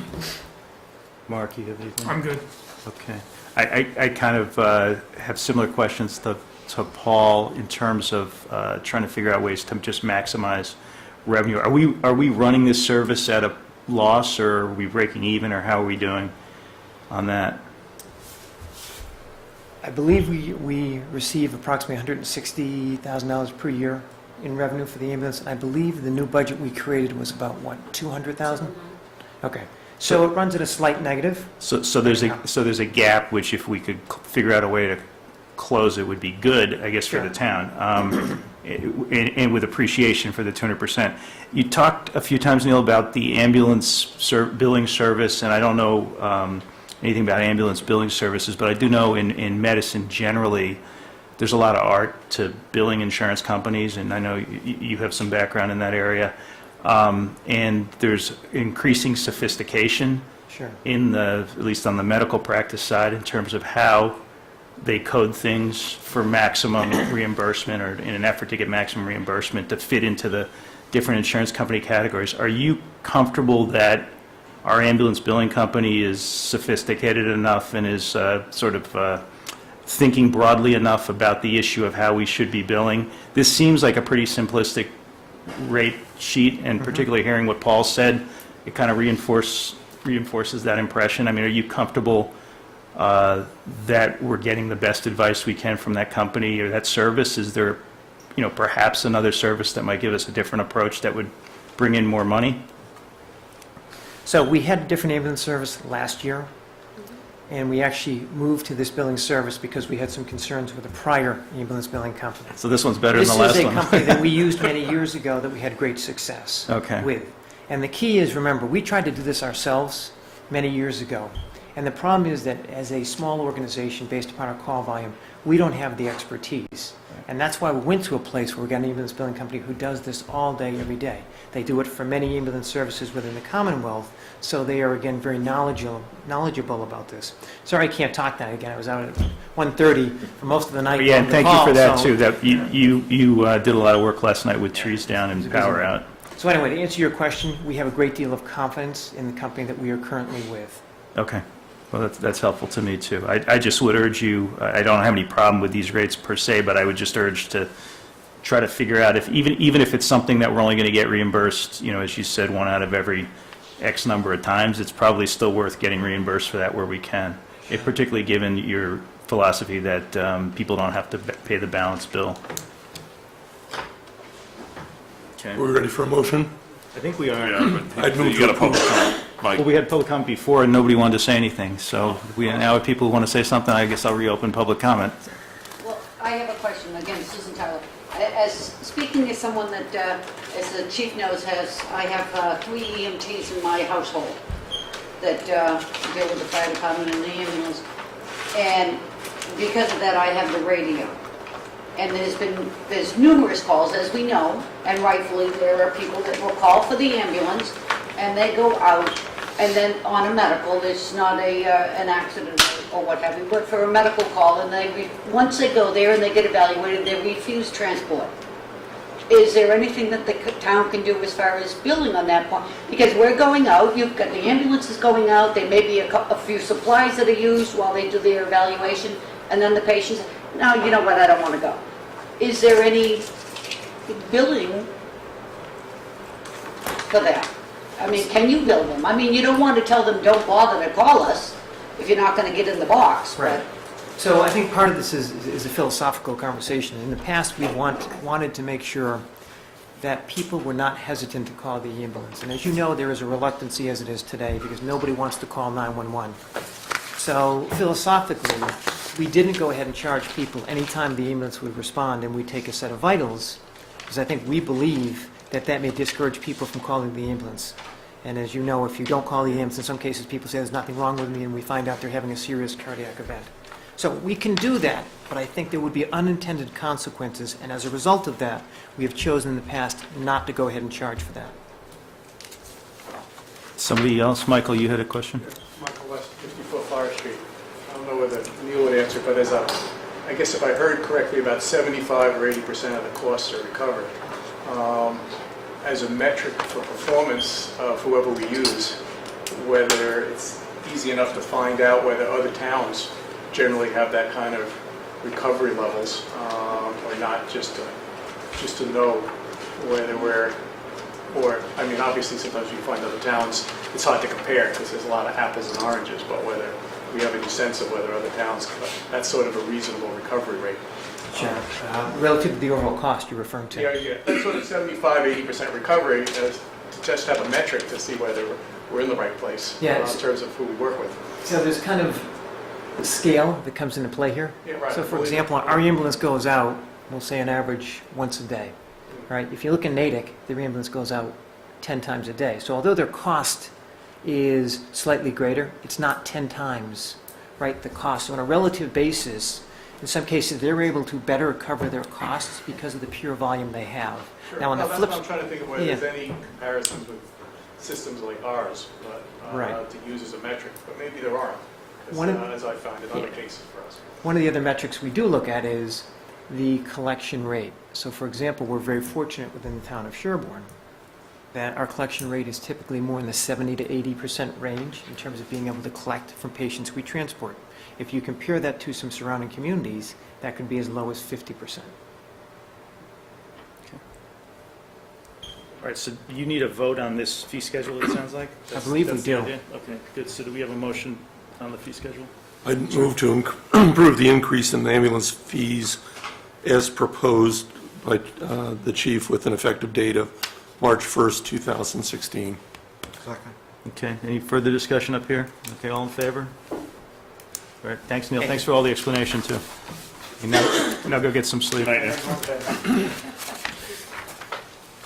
right, Energy Committee appointment. David, you want to walk us through this? Sure. We were notified that there was a vacancy on the Energy Committee, and has been advertised. And then the name brought forward for it was Mr. Gregory Kennan of Hollis Street, and he's seeking approval for appointment to the Energy Committee. And he's already met with Michael Lesser of the Energy Committee and supports the appointment, and I believe he's here. Greg is here. Do you want to come up to the table and just introduce yourself, if you don't mind? Good evening, I'm Greg Kennan. I live on Hollis Street, 129 Hollis Street. I've lived in Sherborn for 18, 19 years now. By trade, I'm an attorney with experience in the environmental, regulatory, and public utilities field. Had conversation with Mr. Lesser and with Gino Carlucci. Sounded like there was some need for some perhaps work to be done that I thought I could be helpful on. It's a subject of interest to me, and I wanted to volunteer. I move It's approval. great. Yeah, let's. And I'll second it. Yeah, that's This good. is a no-brainer. Thank you for coming forward. Yeah, I think we have another highly qualified person on this committee, which is fantastic. So thank you. All in favor of the? I had one quick Oh, you got question. a question? Has Jane agreed to let you do this? Yes. Okay, then I'm for it. All right. He's Can I ask previously a served Would on that have the, changed your vote? No, Just curious. I was just curious. previously served on the Conservation Commission. Yes. Has a long history of serving the town. Thanks for doing this, we appreciate it. Is there anything in particular that you'll be looking to accomplish?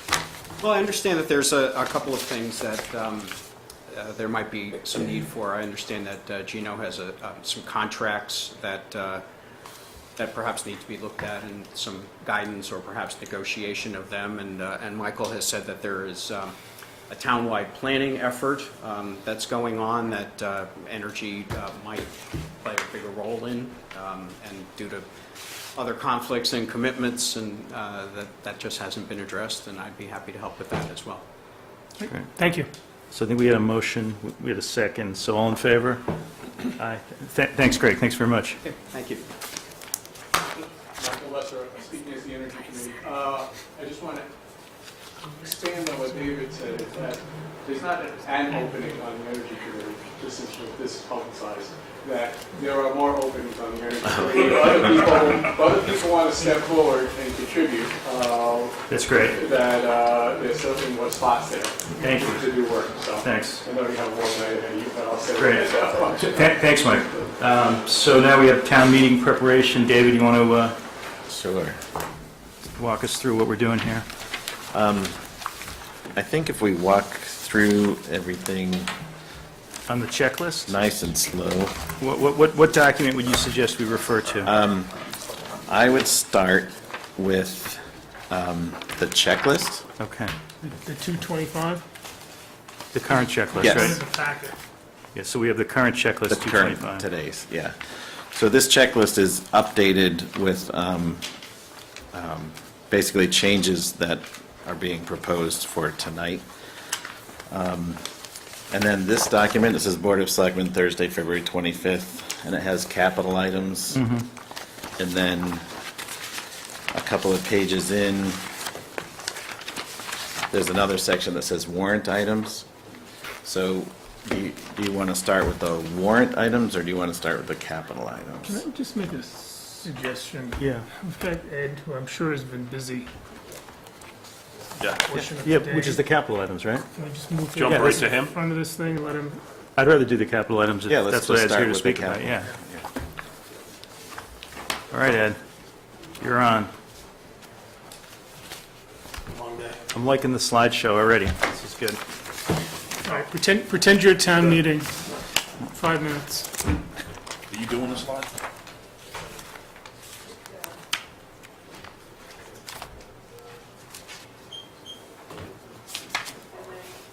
Do they have a handout? Yeah, they can, you want to get them out? That's not gonna work.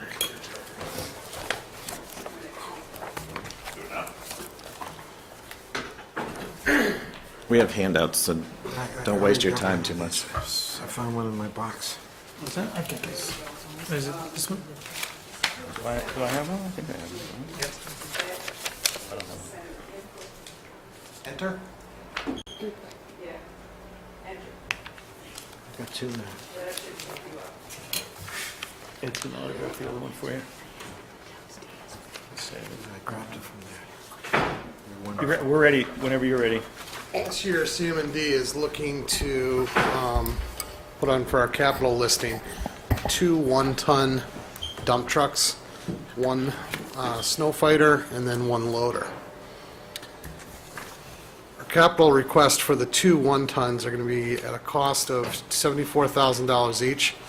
We have 3 of them currently in our fleet. This will replace 2, truck number 26 and truck number 34. Truck number 26 is a 2004 F450, currently has 83,167 miles, and is equipped with a 9-foot reversible plow and a dump body. Truck number 34 is a 2005 F450 with 51,951 miles, and again, another 9-foot reversible plow with a dump body. Our primary uses for truck 34 and number 26 is a daily multi-purpose.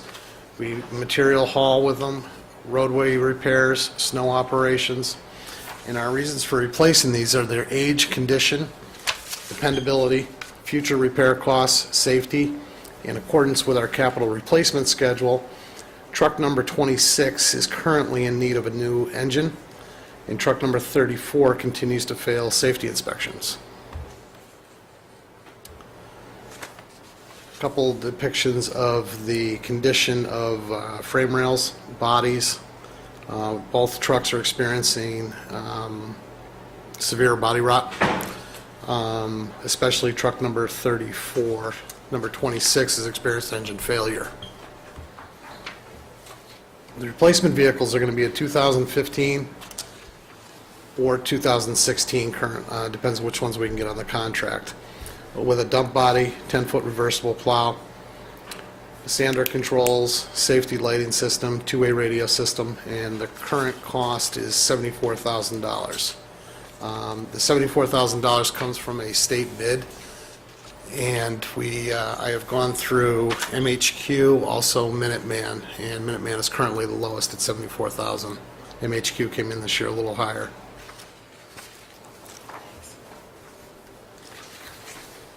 These trucks are utilized to perform virtually every CM&D work assignment. Current repair costs exceed the truck's current value. Because of daily use and periods of extended use, it is common for these trucks to experience systematic failures, electrical frame, body, suspension, hydraulics, at the end of their expected lifespan. Dependability is paramount during emergencies and weather-related events. Our cost of unexpected repairs is a minor issue compared to the truck not being operational when we need it.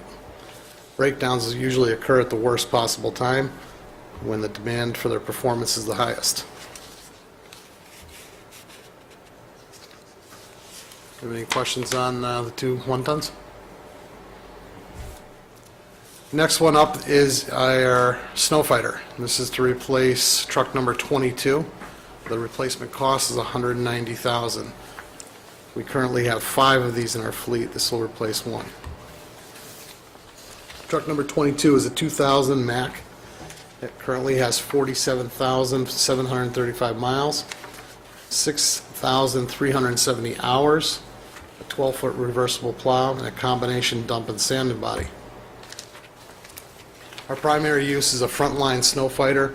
We utilize it for asphalt hauling, material hauling, roadway repairs. Our reasons for replacing this is its age, condition, dependability, future repair costs, safety, and also in accordance with our current replacement schedule. A couple depictions of the double frame rail that is experiencing failure, the suspension on the corrosion on the suspension. Our replacement vehicle is going to be a 2015 International 7300 with a combination dump and sanding body, 12-foot reversible plow, sander controls, safety lighting system, two-way radio. Again, the cost is $190,000. This snow fighter is one of our 5 large plow sanders trucks in our fleet. Dependability, again, is paramount during snow operations, and repair cost is a non-issue if this truck is not operational during snowstorms. This vehicle is now beyond its expected lifespan and is experiencing systematic failures which are more likely to occur.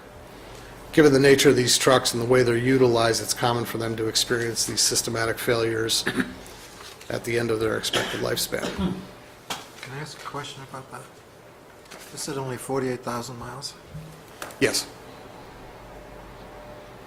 Isn't its lifespan, I thought for a Mack truck, the lifespan was more like 100,000? If that was going to be highway miles, where this is in town and sanding, where we've run it for, over 24 hours during snowstorms, this one also currently has,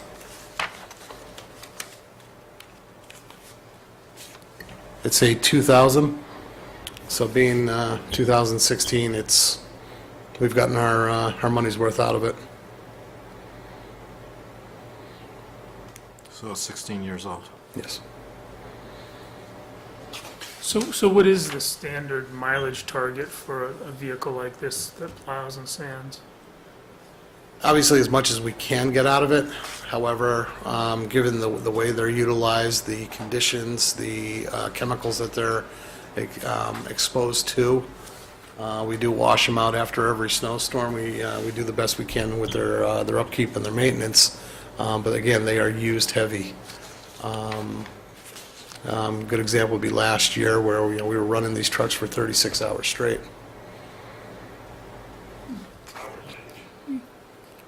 Give me a number. There's no one number. One of the things that we do look at is that our repair costs are going to far exceed the value. And once you get into the deterioration of the frame rails, safety is a factor. We have to yank it off the road. Again, you're just not going to go through and replace frames on these vehicles. They're going to be replaced. Is this it's only used during snowstorms, Ed, or? We utilize this also for asphalt operations, paving, hauling materials, larger storms for debris removal. Yeah, I mean, it's just surprises me. I was kind of surprised by the number of hours over 16 years. It's like 400 hours a year that you use this vehicle, which, I mean, are there other ways? I suppose not. Maybe everybody wants the same vehicle when it's snowing and they don't care about it so much the rest of the year. But I was wondering, is there another way to procure a vehicle like this rather than buy a new one? Our last one that this is actually replacing the vehicle that did catch fire. We replaced that with a lighter duty contractor grade. It didn't work out. Didn't? No. The other thing that I met last week also with Mr. Williams, Sean, and Mark, and one of the things that we kind of rolled around is where's the fine line of having town equipment versus contracted equipment? And I was asked the question, where do you think we are? I think we're there. There might be some fine tuning and going down and speaking with Sean and Mark further, and I have an open mind to it, but what I don't want to see happen is the town not have the equipment it needs to take care of itself. Contractors in snowstorms, they tend to, when they do break down, they go home. They take their equipment and they leave. We need to have a base. We need to find what the sweet spot is to have our base equipment in order to take care of the town. And having 5 large trucks for 65 or 130 road miles, 5 trucks, in my opinion, it's what we need. I think you raise a really interesting point, though. I mean, it's only a couple hours a day on average that it's used. 400 hours is a lot of hours in a year. That's a quarter of a work year. It's one a day. It's a quarter of a work year. They work less than 2,000 hours. That's a ton of hours for a big truck. And you throw miles away. Remember, when they're plowing 5 miles an hour, 10. You're not looking at mileage. I mean, you're looking at hours, Yeah. right? Okay, that's. And when they go, Well, the end of the lifespan. and if you go 24 hours, 24 hours, you're racking up a lot of average days there, which means it's sitting idle. Even more. I mean, it Well, does. it's idle in the summer, sure. I think it makes, I think the issue is everybody wants to use their big trucks on the same day, which is when we have the big storm. And nobody cares about using it in the middle of July when there's nothing going on. Right, so if you didn't have one, you wouldn't easily be able to borrow one, is what you're saying? No. And it's also even harder to contract one because the way we set these up, contractors set them up for material hauling. We're setting this up as a sander for the town. And again, given the other thing I'll throw out is when it does start to snow, what street do I pick to do first?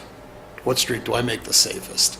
I've got 5 trucks that I'm sending out to dispatch and do their 5 separate routes and hopefully get to them as fast as possible.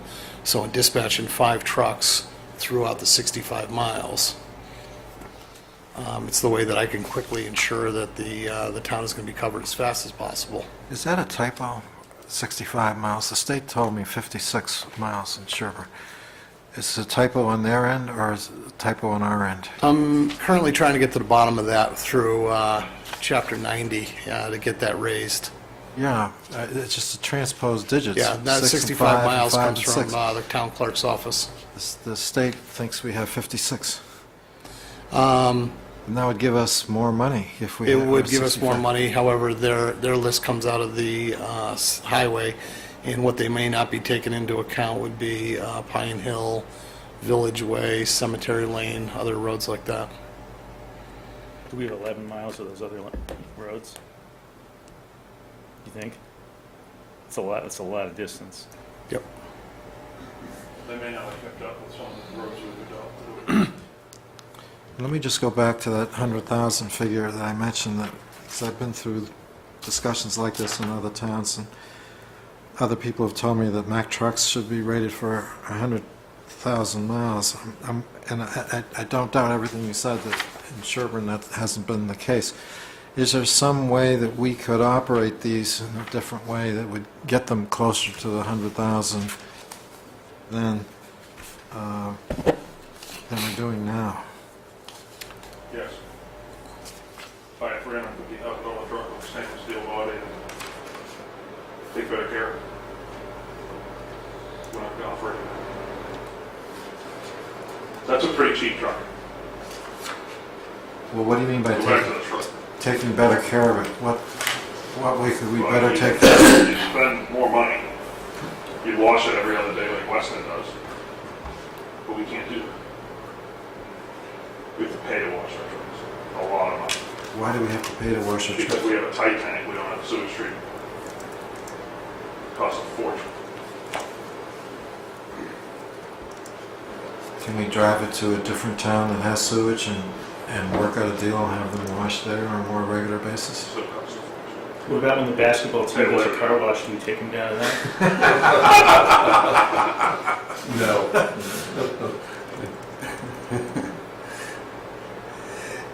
We do rotate them throughout the summer and utilize them for the material hauling.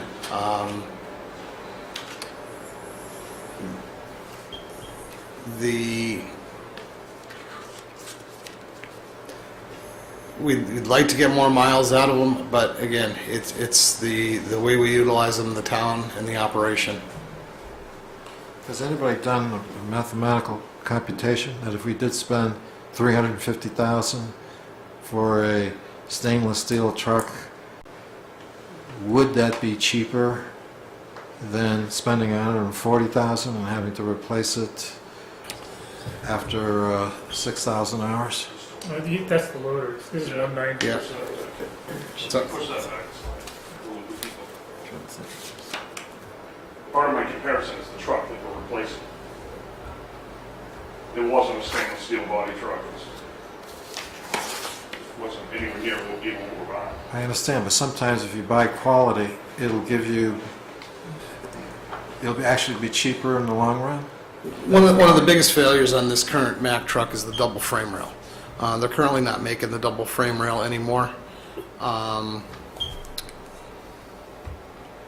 In the top left picture, you can see the double frame rail there and see where it's separated in the middle. That's a catastrophic failure that's going to continue to increase, and eventually you're going to lose the frame. And that corrosion just continues regardless of whether Exactly. you're driving it or not, which is our problem. But it's our usual problem of scale. We don't have enough work for it, but it's going to corrode no matter what we do with it. Right, I guess that's my point for the mileage. Yeah, 400 hours, great, it sits around all summer. It's so raw, It's the ages. years. It's keep the choice. If you had one less, I'm just talking, if you had one less of those vehicles, then the miles would be a lot more on the other vehicles, the miles and the hours, but probably the lifespan wouldn't be 16 years of them. Lifespan may decrease a little bit, and you'll have higher miles, yes. But he also says he won't be able to get out as quick out of town. Right. All the routes would be done. Have we ever bigger. looked into cost sharing with an abutting town in terms of plowing sections of our town? Would it be more cost effective to get somebody, to get Framingham to run in or Millis or somebody to run into parts of our town and I mean, get them to do it? Ed can speak, but any time that I've talked to other managers about that, it's like, yeah, right. Our guys are busy doing their own.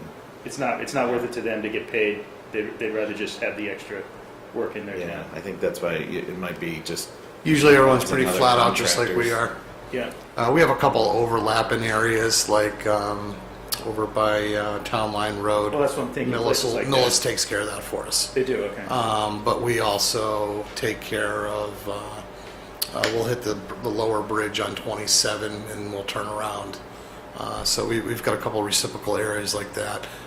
Framingham will turn around and hit a little bit of Kendall. Natick will plow right through Speen, areas like that. Our guys will go down to the DPW and take care of the flats on 27. So we've got a couple overlapping areas there. They won't throw any chemicals on it, but they'll definitely leave their plows down. Okay. So we got one more? Wait, before you leave that, Chuck, one thing we did discuss, because me and Ed have had a lot of discussions about our trucks versus contractor trucks. This particular truck is not something contractors buy, the combination. Very good sander. There's other trucks out there that are better at just raw plowing. And we have a couple contractors that bring in their 10 wheelers with these U-20 plows, and they do a great job. They're not good at sanding. Most of them actually don't, the bigger trucks. These are built to sand. They're short trucks. They make these ridiculous roads that we have and can handle it. With a big plow, a relatively small truck, it's very good at sanding. We beef up the front and rear axles. How much of the damage on these trucks is done by mailboxes? You mean my mailbox? Well, all of our mailboxes. There's mailboxes? Have you looked at other towns? I'm just going back to the number of miles in the town and the number of trucks. We have 5 trucks and 56 miles, according to the state.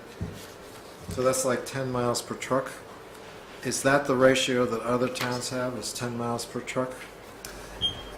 Or do they get by with They actually have 20 more. miles per truck? They actually have more. More miles per truck? Yeah, here we have, again, if you take whether it's 55 or 65 from the town clerk, you also have to double that because we are sanding 2 different ways and plowing 2 different ways. On plowing, you actually, with like South Main, it's actually 4 passes to completely clear curb to curb.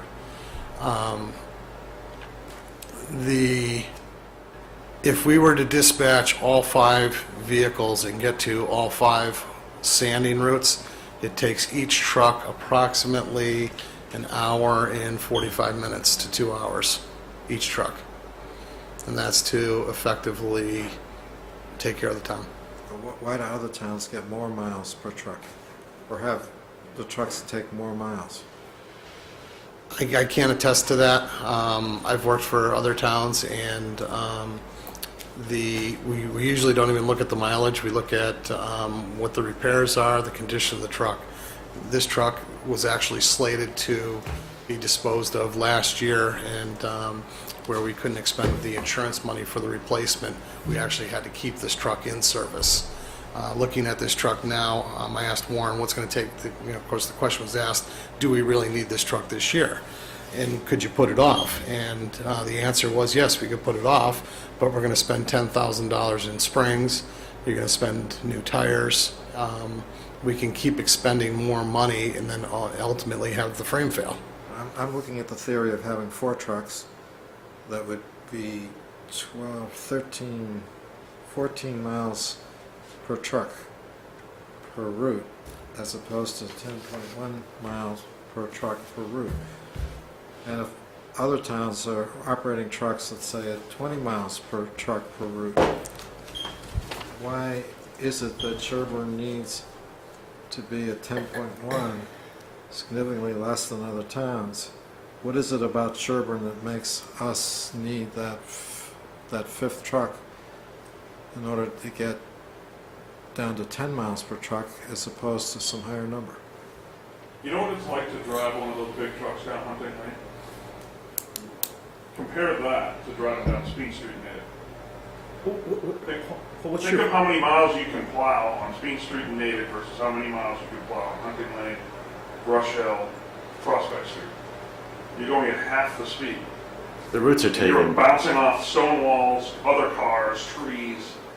It's brutal to plow this road. You live on the road that's easy to plow. Where are you getting the 10 miles per truck figure that you think other towns have? That's what I'm wondering. Oh, I took 56 miles and I divided it by 5 trucks. Okay.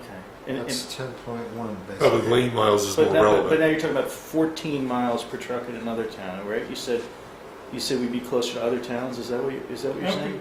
Well, we know what the We other don't know what it is. Okay, but I he thought you were said- making a comparison to another town. Okay. He says that he's aware of towns where they're more miles per truck than Sherborn has. Well, you're talking about, that's what I'm wanting to make sure, you're talking about more lane miles per truck than Sherborn has, or more total miles in a lifetime for a truck?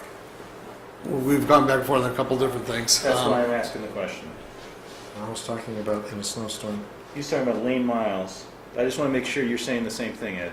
Lane miles, we don't have 50 lane miles. We have 50 miles of, 55 according to the DOT, and then according to the town clerk, we have 65. So whatever number you want to take, you have to double that for the lane miles, because our truck is not going to travel one down one way, and it's going to be traveling back on the other. On plowing, you increase that even further on some roads, because you have to make 4 passes. But ultimately, if we're going to be doing, say, 100 miles, if you take the 50 or 55, you're going to be doing 110 miles, lane miles. Right. Divide that by your 5 trucks. It takes us approximately an hour and 45 minutes to 2 hours per truck to cover the 5 different Do routes. 22 lane miles. So if you were doing, if you had 4 trucks, you'd be doing 27 lane miles. Yep. It'd take us longer to take care of the town, yes. But it would take you longer by like 25%. I think that's Paul's point, maybe? Yep. It would take you only 25% longer if you had 4 trucks than if you had 5 Yep. trucks. And so the price to the town of getting plowed out 25% faster is this $100 and whatever thousand dollars. 25% faster, but you've also got to add into the safety factor. Is, who do I take care of first?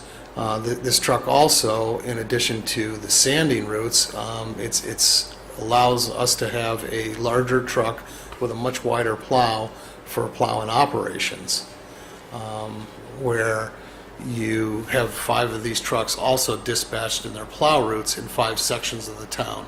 So when we have the fire call that they need the Hunting Lane Tower Road, I can dispatch one of these trucks far easier. The occasional breakdown, it's going to happen, it's going to occur. I'd rather be down to How many men do you have? 9.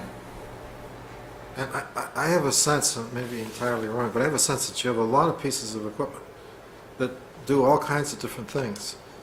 And I bet if I went out there and I counted every piece of equipment, there'd be like 20, 30, maybe 40 pieces of equipment for 9 guys. And some of those 9 guys should be not driving trucks, but like commanding, dispatching, whatever they do. And so then we have 5 big trucks. Where do we put them? Do they go in the garage and sit there? And all the other equipment, where do we store them indoors? Are they stored outside? If they're stored outside, are they rusting away? And All of our dump trucks, all of our vehicles are stored inside. Would you like a layout of the plow-in routes and who's in it and what trucks? no, it's just my sense that we have a lot of vehicles. There are 5 large trucks and 3 one-ton trucks. So there basically is 1 truck for each person that would be out there. Because you're in the 9. And then there's 1 Right. loader. Yep. So we got 1 loader, 3 dump trucks, 4, 3 one-ton trucks 3 one-ton. and 5 of the large. So we actually have one more piece of equipment than we have people to But don't operate. count the loader. The loader just sits there. and Loaders, I- yeah. Right. Fills up salt trucks. You forgot- Someone's actually driving that around. Who's accomplishing something? Right. You forgot the high, you forgot the high beams. As selectmen to accept that it's gonna take 25% longer, What is, 20%, I forget. but what is, 25%, yeah, roughly. but that Longer 25%, is that 7 minutes? Because if you go down the Is that list, 10 if you go down the list of trucks, we've got a 2002 truck with 29,000 miles on it, right? We've got a 2000 truck, which maybe the one we're talking about, 45. We've got 2001 with 31,000. We're not racking up the miles. So to rack up the miles, we could go to fewer trucks. Are we willing to accept that in a snowstorm? Some of these are going to have lower miles, but you're going to have much higher hours. And a lot of our older pieces of equipment, they don't even have the hour meters on there to accurately keep track of the idle time, the drive time.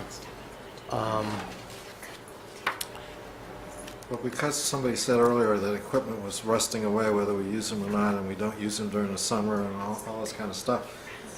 That's why I asked, how many pieces of equipment do we have total? I think it's a great question. Since Just don't- I had this image of all these pieces of machinery slowly I flaking think the only down. Yeah, that's what they do. I think the only thing, Exactly. I think the only That's way a you good get more image. productivity is to do what you suggested and have fewer trucks, but it's going to take longer to do. But the question is, I'm not sure that's a bad answer. whoever's now the last person to get plowed on a particular route, it's going to take another half hour to get to them. Well, is it Yeah. a half hour? What is, Well, 25% of 2 hours is roughly a half But hour. depending on which route is, 2 hours versus 2.5 hours? It's not going to happen to the guy who lives at the corner of 27 and 115. Don't worry. You're okay. Yeah. Thanks a lot. Oh, wait, I live on Butler. Yeah, right. When me and Mark were down there, we talked a lot about this, and I've thought a lot about this and not gotten quite with it. But one thing I'd like to separate is the 2 types of trucks we're talking about. There's the medium-duty truck, which is the more expensive one. There's only 5 of them. It's pretty specialized. The F550 we want to buy, I drive the same truck around. Skip buys those. Those are no big deal. They're not keeping anyone from getting the roads clear. We can hire contractors. So we can have, that's a different discussion than the 5 key bigger trucks. Someone have to have, or we should just talk about that particular truck in the sense of, are we comfortable with the fact that during that race of the 2 hours of getting the roads safe enough for the buses to get on, knowing that the superintendent's not going to cancel school, or will we make it? And how many buses is acceptable to have stuck on Perry Street? Because that's what you're talking about. You're not talking about Mark Ferrandi making it to work on time. You're talking about a bus that leaves the bus barn at like 5:45 or 6 a.m., whether or not that truck clears all the roads in time. Those 5 trucks do it. And we have plenty of examples, plenty of radio transmissions of buses stuck all over town because they didn't get there in time. Well, let me ask you, you made a point, which is a good one, they're all good points, but why can't we buy a more versatile truck that could be used because you said these are very specialized and so on, why can't we buy something slightly more adaptable so that we could do two things with it?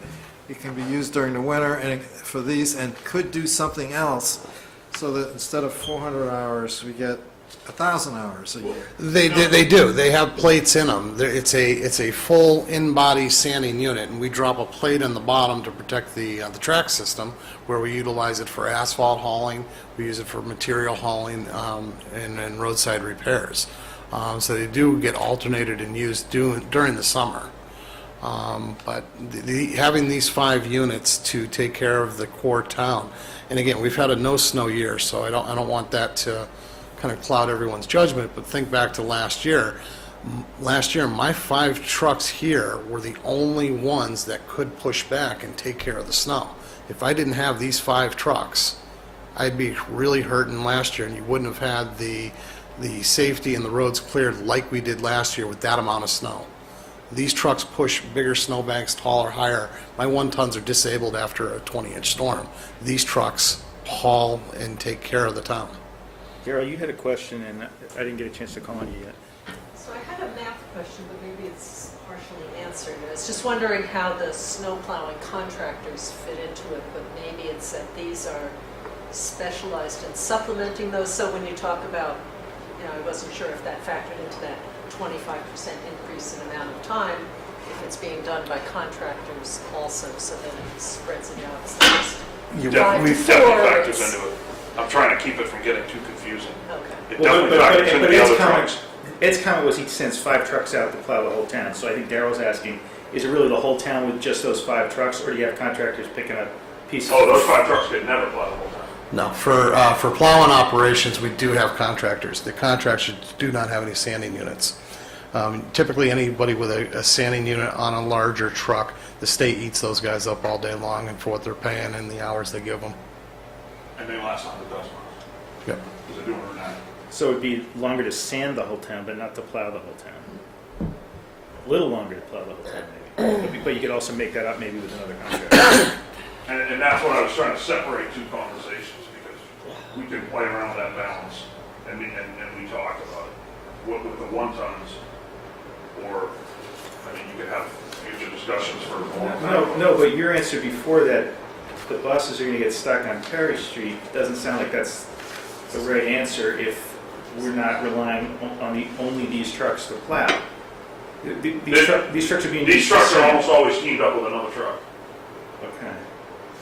But if you had These one, ones are sanding and treating the road. if you had one fewer of them, you'd just get the sanding around slower, and that might get some buses stuck, is what you're saying? You lose one of these, you almost lose a team. Because you usually need to plow and treat in the morning at that 4 to 5 a.m. as it's freezing and the buses are going to slide off the road. My concern only was that we have too much equipment. We've actually, since I've been here, we've actually reduced our equipment considerably. Last year alone, if you look on the top here, truck number, do you guys have a copy of the sheet? No, that's okay. Last year, by subcontracting out the catch basin, we dropped the catch basin truck right off the list. So that's a capital item that we're not going to be purchasing. The purchase of our multi-purpose sidewalk machine, that machine is $55,000 to replace the unit, not the attachments.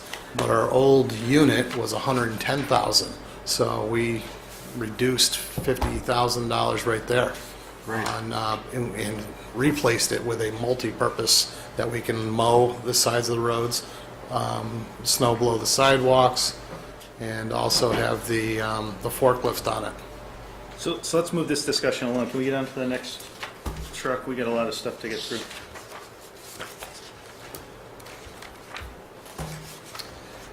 And last but not least, our loader, which is one of one in our fleet, loader number 25. It's a 1993 John Deere 544G. It has 11,000 hours and has a little over a 2.5-yard bucket.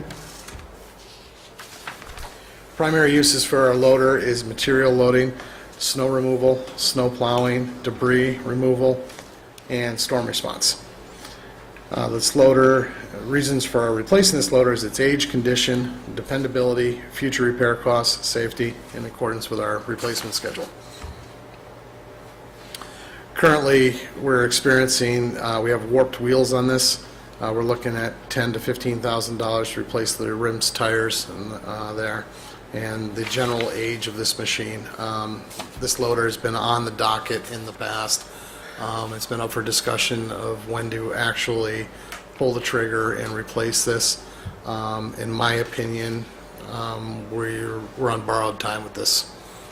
I think we're all should be in agreement on this one. Yeah, we discussed this multiple times, and I think we are all in agreement. This was the one we were going to try to spend Chapter 90 money on, I Yep. think, wasn't it? We're going to be replacing with a 2016 Cat with a 3.2 yard bucket. It has a quick detach system, safety lighting, two-way radio. Now, the cost of this one, we're asking for 148, but that's going to be an up to number.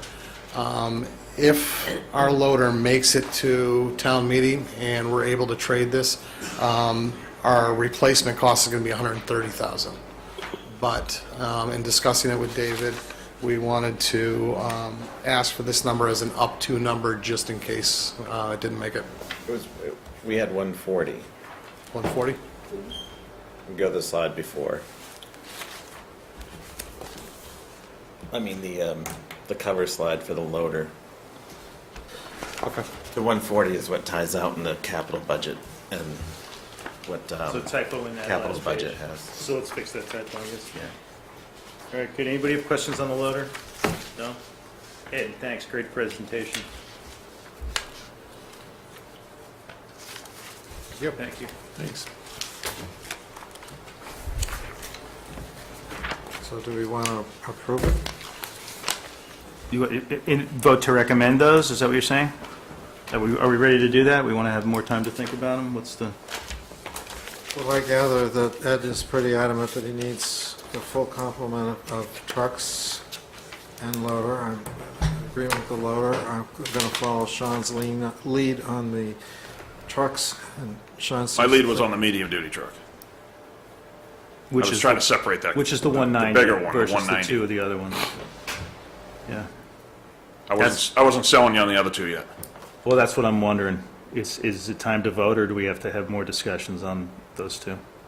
Well, You can vote at your next meeting, or you could vote the morning of the advisory hearing. Yeah, I'd rather discuss it a little further, but I know it's getting late. I wouldn't mind getting it to a vote, but I want to reiterate that I was pushing for the definitely, obviously the loader. I've been pushing for that, and the bigger truck, which let's vote the loader and the snow fighter, and put the other two aside. and definitely one of those other trucks. Yeah. I don't think the fleet survives without one. He's already lost one. It's parked in the barn down there, and it's dead. So he's already down that truck. If we were to replace neither, he's down one, and he's pretty much down the other. So what are you saying? Vote all of it? Vote. Well, I don't know how close Mark is to being comfortable with two or one. We couldn't even convince ourselves the other night. Well, let's vote. Let's what we let's can yeah agree on. let's move to vote on the snow fighter first, and the snow fighter and the loader and one of the trucks, Fine. one of the smaller trucks. So we have a motion on that. We have a second. Second? Okay, all in favor on that. All right, so that program gets 5-0 vote of support. Mm-hmm. That means we're not going to talk about two, And or just we as could talk about it a later. point of information, it did give us, a schedule going out to 2025. But in 2017, right now, we're looking at 180,000 for another one of the ones we just talked about, right, Ed? Although I don't know why that would be 10,000 less, but it's the same, basically the same vehicle, right? So, not a ton of requests for next year. Okay. So that might be worth. Paul, Part of the thought of pushing one out. I think they got that at their meeting. Yeah, I can't find what you're talking about. You don't have, Yeah, I have a copy. So can we take this up the next time? Do you think? I mean, I'm not sure we're going to get to a vote on this tonight and still do everything else we need to do. On the second truck. Yeah, on the second truck. Just put it off for now. All right. Do you guys mind? I'm don't just at all. curious here. This looks like a list of, 20 different pieces of equipment. It raises my question again, if you got 9 guys down there and you have 20 pieces of equipment, can't we simplify and get down so it's like more like one piece of equipment per guy and have more versatile equipment? Not all this equipment takes care of snow. It's some lawnmowers. Is a chipper, Or a a chipper. whacker, Yeah, a mower, a skid Yeah. steer, a compressor? Hey, we got to spend time on other stuff tonight. We can't, Yeah. this can't be an entire meeting about Let's go. contamination in trucks. It's always fun to talk about trucks.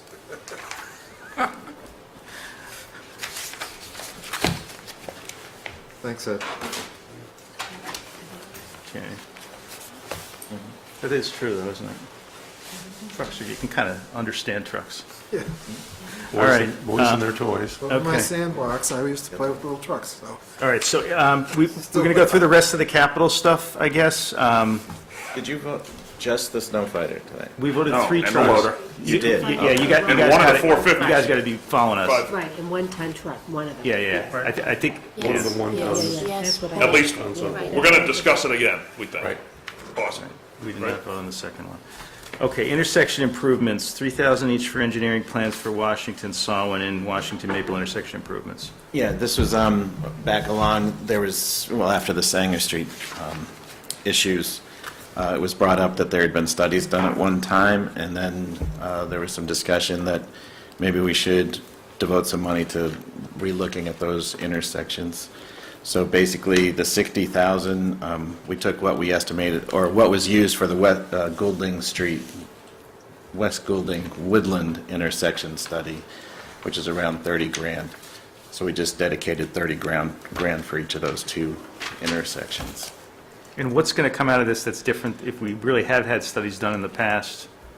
Well, I think at the time, we were wondering if anything had changed, or if the recommendations would be any different.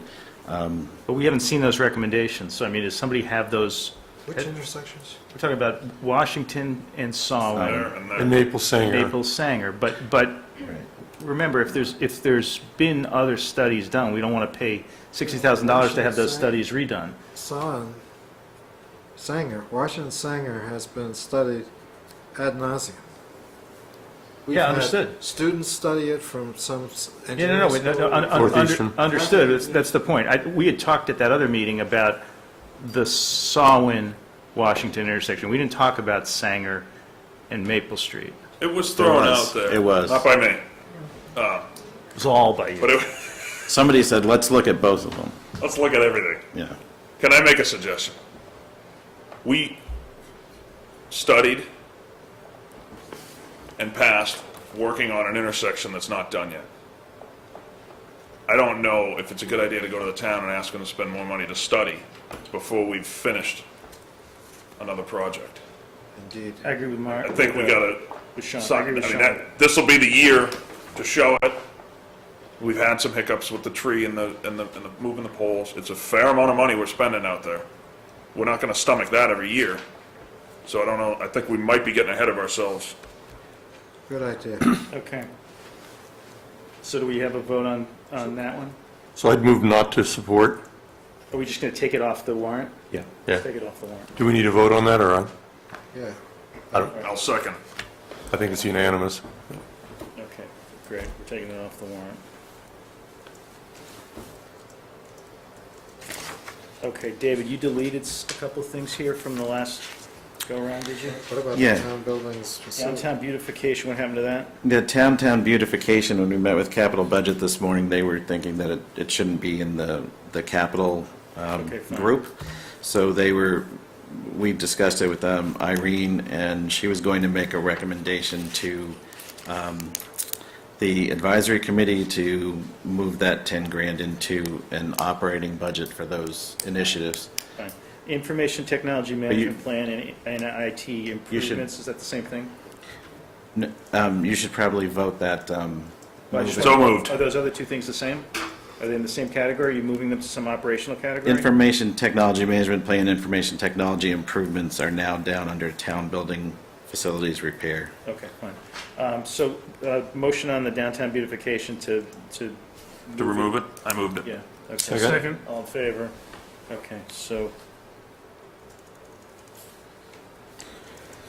So under town buildings, facilities repair and improvements, Yeah. if, I'd like to start with this document here.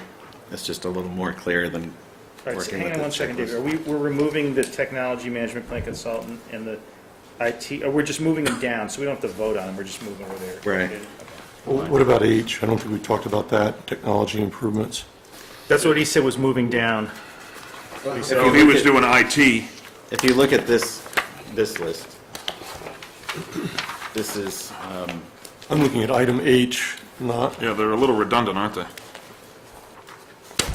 well, there was some struck out, and then they were put down under town building and facilities.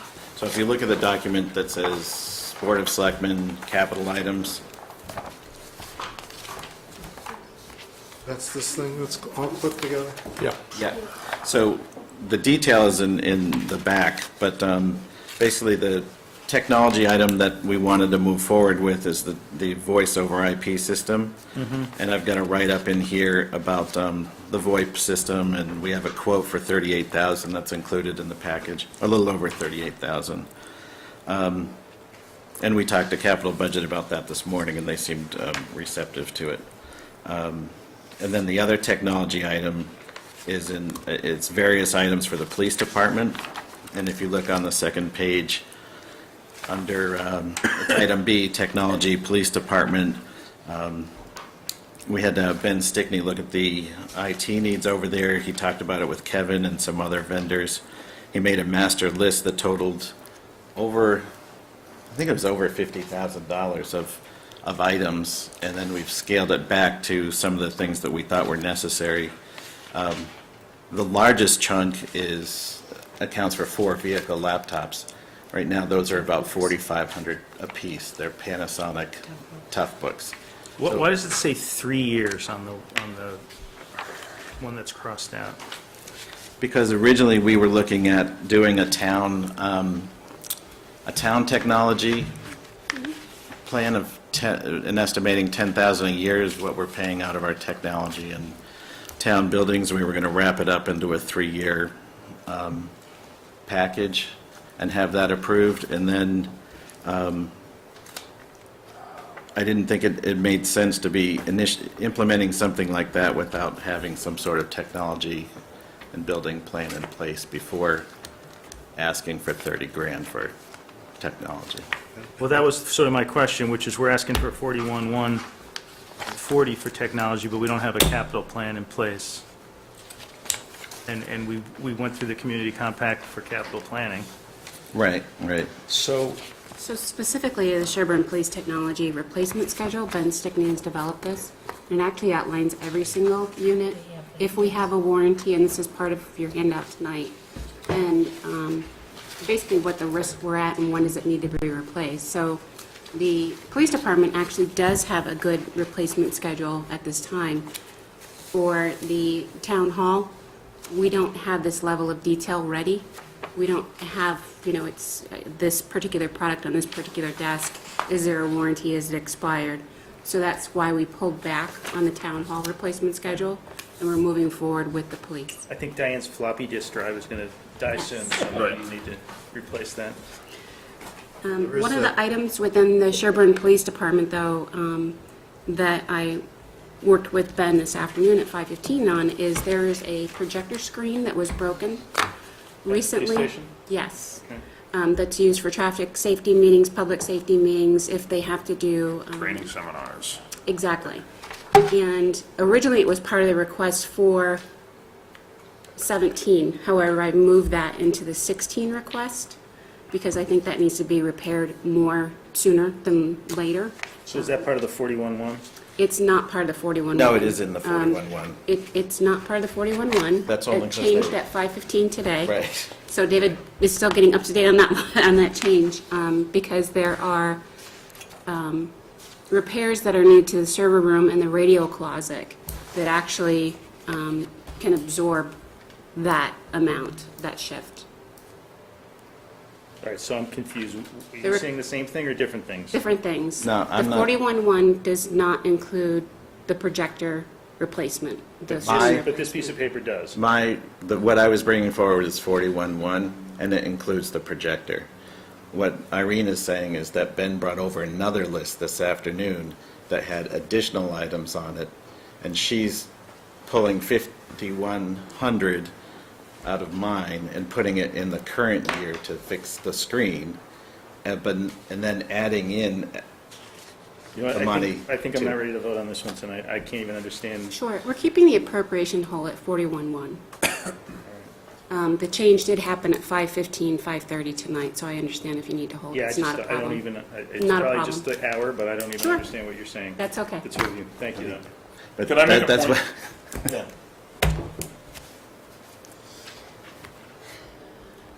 I made this point before.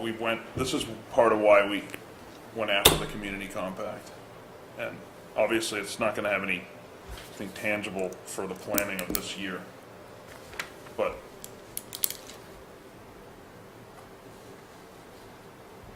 Ben Snickty does an awesome job of patching together what they have over there. They obviously use a ton of technology over there. I spent a little bit of time with him the other day talking about what they have and the challenges they have. I think this town hall doesn't, as a whole, if you were to compare this to how the outside world lives in technology, Oh, yeah. it's embarrassing, actually. It has been for decades. I mean, I went through a Y2K changeover that would have put this place to shame. I'll remind you that was 16 years ago.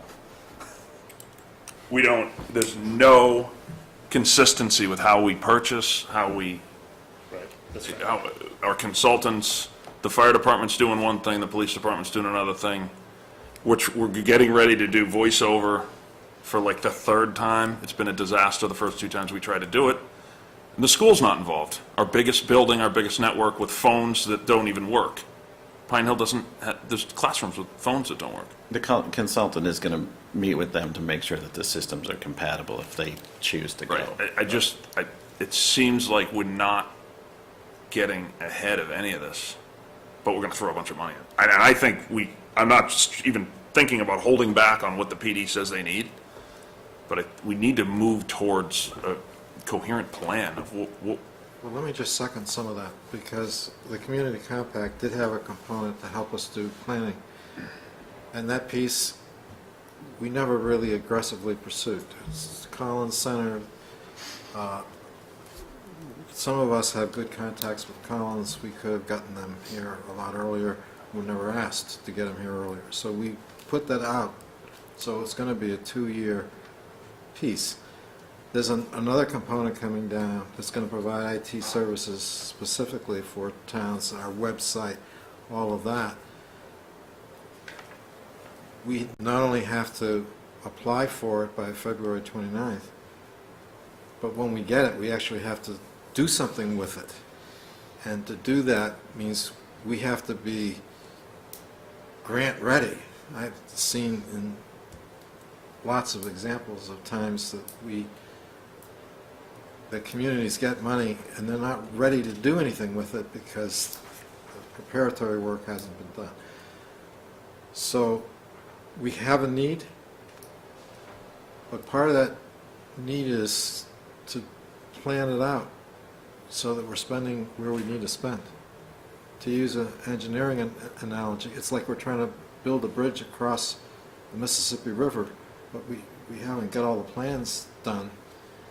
And so it's great that people have experience with different parts of building a bridge across, and it may work, but better to have it all laid out, have a plan, know what we're doing, when we're doing it, what the timeline is, what the annual investment's going to be, have all those pieces in place before we just spend money. Chuck, did you have something on this? Okay. I mean, everybody's saying the same thing, I think, which is, I mean, I appreciate all the work you've put into this, David, in terms of trying to get it to this point. I just don't think we are going to be able to sell this if we don't have a real plan.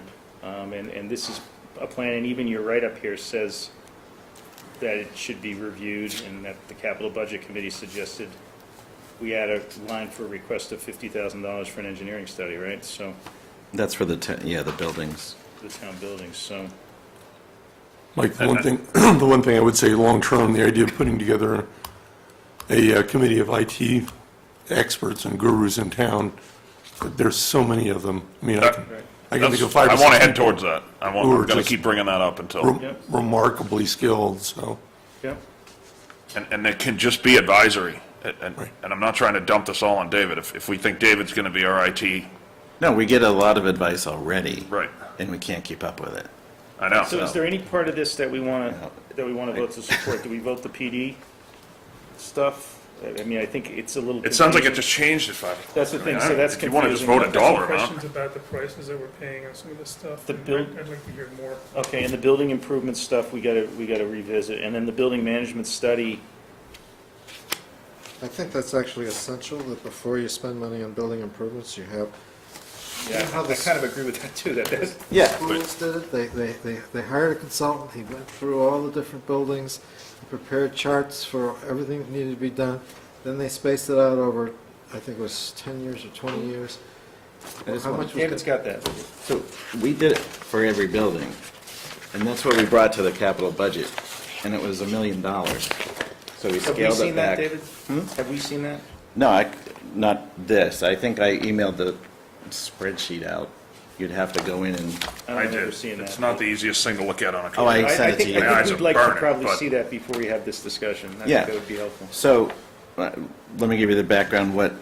So we boiled it down, and then I said, well, palatable is going to be like a $300,000 project.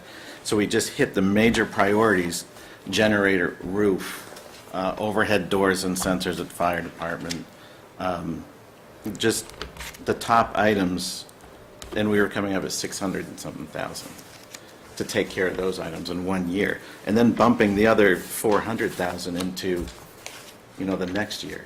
I And- think you got to be at 300,000 and not 600,000.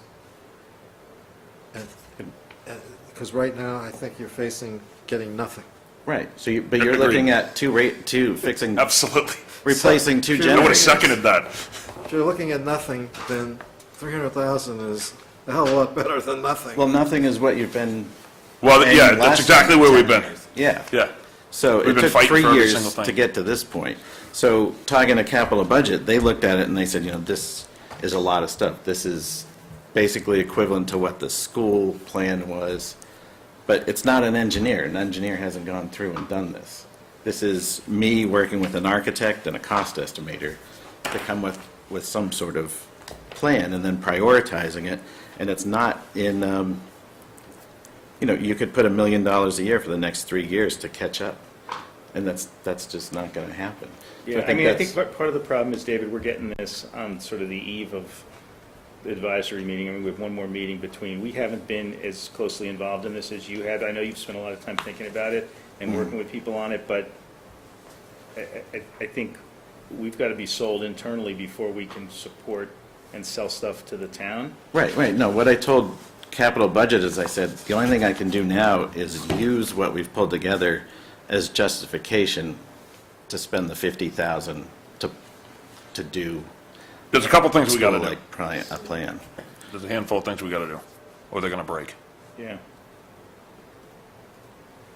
I don't know what that total is. Do we want to support the $50,000 building management study or not? Yes, I think that's essential. Who's doing that? I'd like. We're throwing a lot of stuff around that David, Yeah.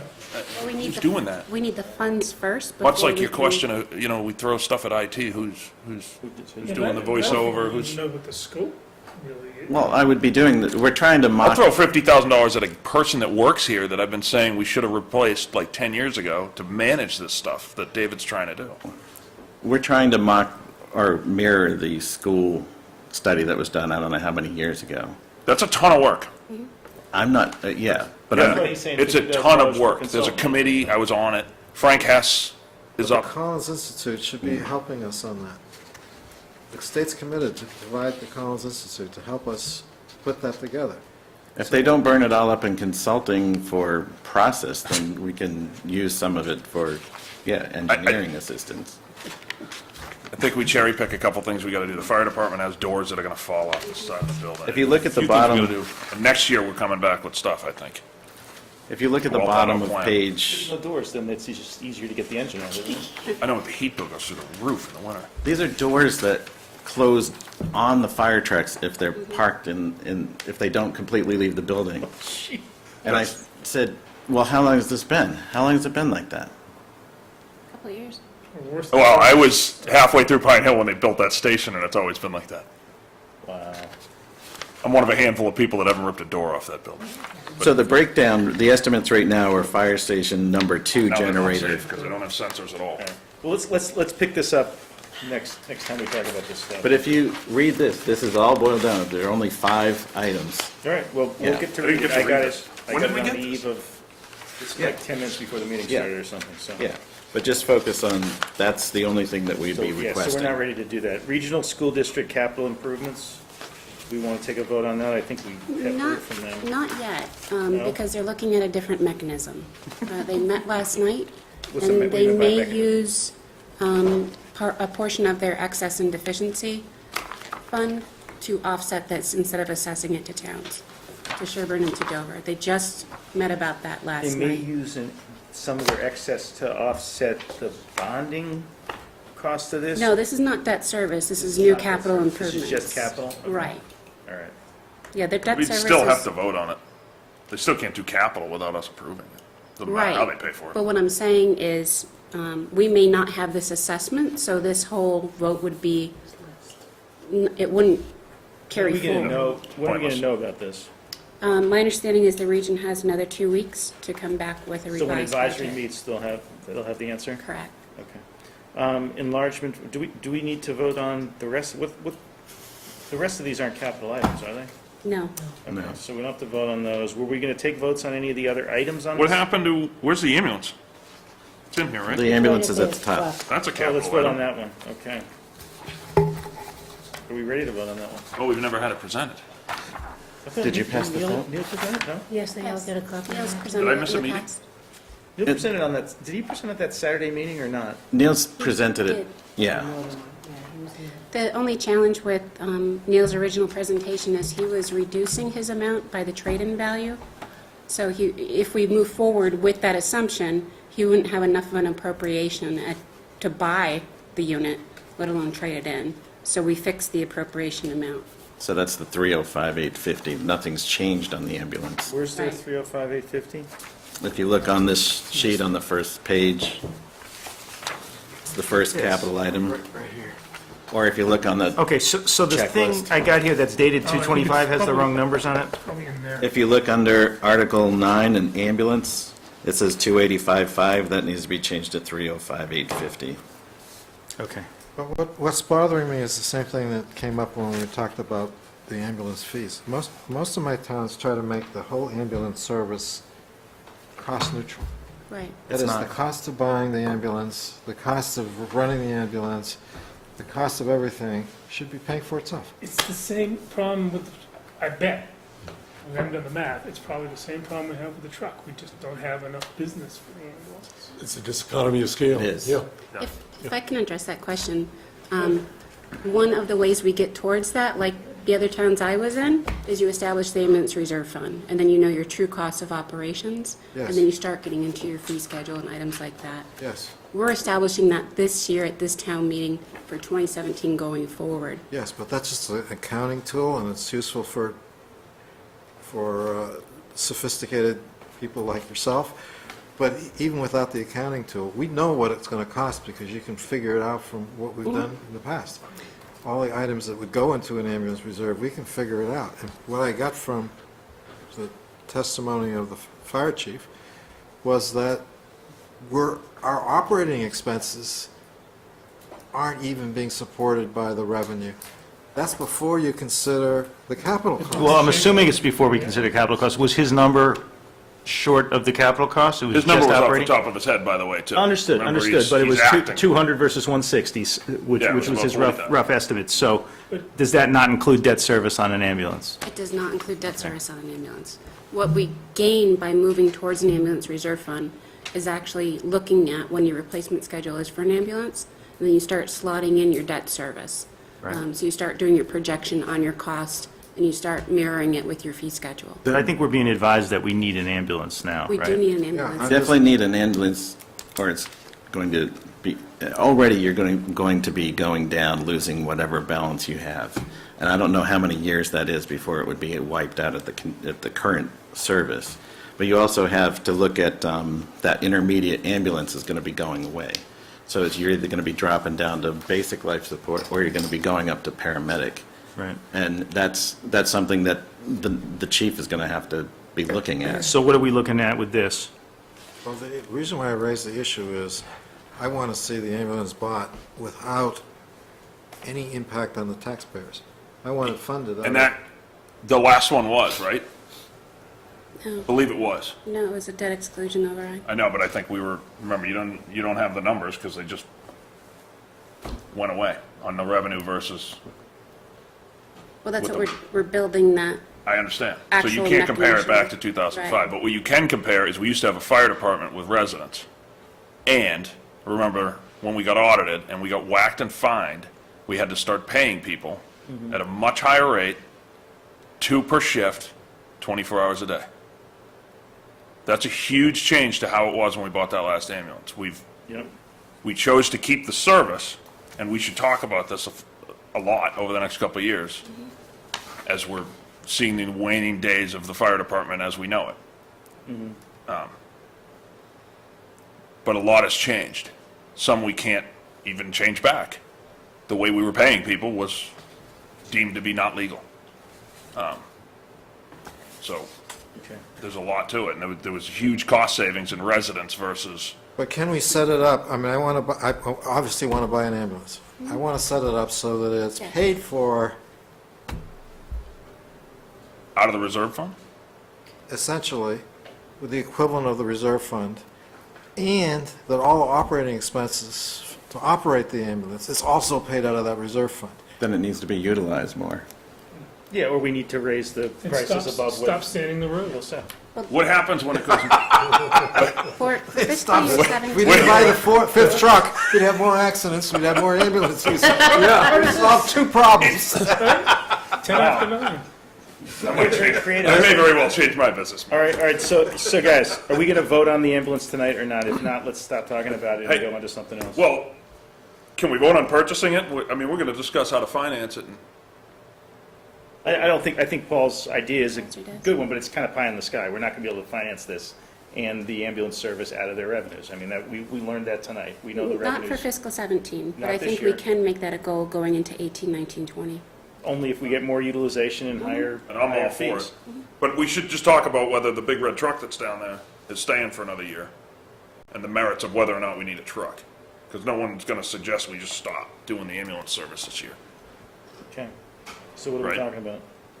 We're just talking about whether or not we're buying a truck for $305,000. Right. Should we? I don't think we have a choice. We don't have a choice. Okay, so does somebody Pretty want to make a risky to motion keep on that this? So moved. We have a second on that?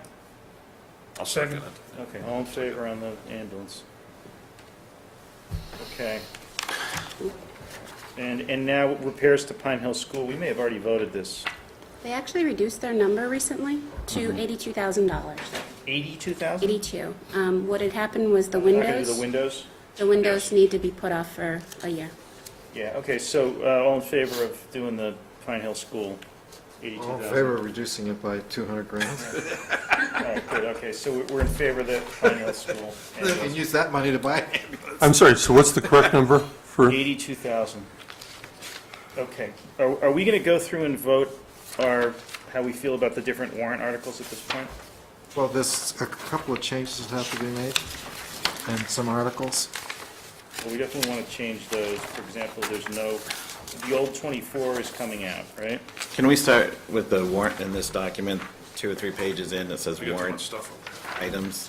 And your memo, there's no warrant. No, it's this same one, but three pages. David has given us a 4 crib pages sheet in. for how he wants us to proceed, yes. Oh, yes. Would you mind if I just have a question about something on the agenda later? Which is what? There's something later. The executive session? Yeah, I'm not sure we even need to do that in executive session, right, David? I mean, You don't. We do not, so we could even do that in open session. Oh, okay. With you here, it might be better to do it in open session, since you're here. Yeah. Yeah, good, okay. So are you planning to stick around? We can do that in open session while you're here? Sure. You want to take it out of order? Yeah, why don't we take it out of order? Yeah. Because this stuff is going to go on for Yeah, a while. Right. Okay, yeah, I'll just explain what, I spoke to David earlier today and understood that. Do you want to come up here, Dale, so people can hear? Thank you. I don't even know what I'm doing. Now I see why you're recycling well with me. Okay. So Daryl Beardsley, I guess I'm here as Board of Health now. So I spoke to David earlier and understood that there was just an issue about use of contractors in town and that there are a number of places. So we have the Board of Health contractor. Earlier we talked about snow plowing contractors. I guess there's some folks at the schools. And then I saw the agenda and it just said health agent. So I thought, I don't know what you were going to be talking about specifically, but the Board of Health has gone through different analyses of how we get the health agent sort of services. We've looked at different employee options and other things. And so we had some concerns. I did relay those to David, so I just really wanted to say that the Board of Health would be interested in talking about whatever, talking with you about whatever it is that you're exploring, because we had some concerns about Yeah, so there's... different implications of that setup, and if we need to do it, we need to do it, but just that we're covered. So Well, this we was talked an about- issue that was brought up, 2 or 3 years ago, and it was looked at, and we were okay. Then a year ago, we had council give it. Why don't we talk about what the issue is? The issue is that there's a contract, it's not like a snowplow contractor who you hire who does snow plowing. There's a contractor who works for the town through the Board of Health as a health agent. There's been a question raised about whether that contractor should be paid as an employee or as a contractor. As David's saying, we had previously been told it was a close question, but that we were on okay ground, I guess, paying him as a contractor. We've now been given different advice by 2 different professional firms, that agent is actually somebody who should be an employee based on the way their job is characterized and what they do. And so it becomes a question for the town of how do we implement that before somebody decides they want to enforce penalties and other, bad things to happen to the town. So if we have to comply with whatever the requirements are, we need to comply. Okay. And that was going to be the discussion. And it was raised by a third party, but since it was now brought to our attention and we have some advice on it, we wanted to raise that. I actually had thought about having David give you a call, so I'm glad you're in here. And we had talked that, if council is recommending, saying that this is what we need to do, I don't think Board of Health is going to have any problem implementing it. It's just going to be taking some time moving from a contract into the employee.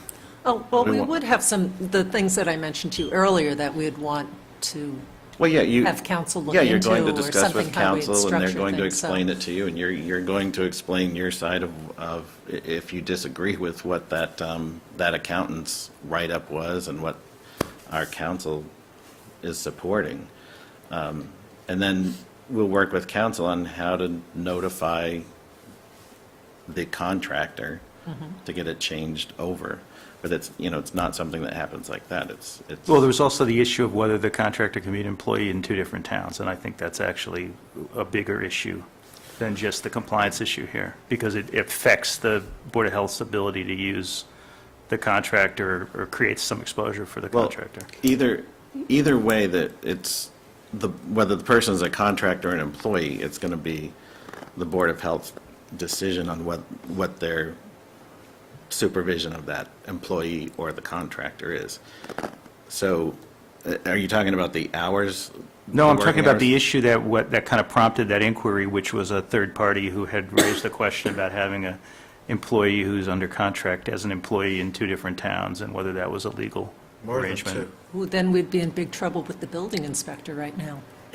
No, I don't know. no, it's very common I'm that people saying are with- employed in 2 different towns. Yeah. So if I may. Yeah, sure. Because it relates to payroll and taxation, and that falls Yeah. within finance.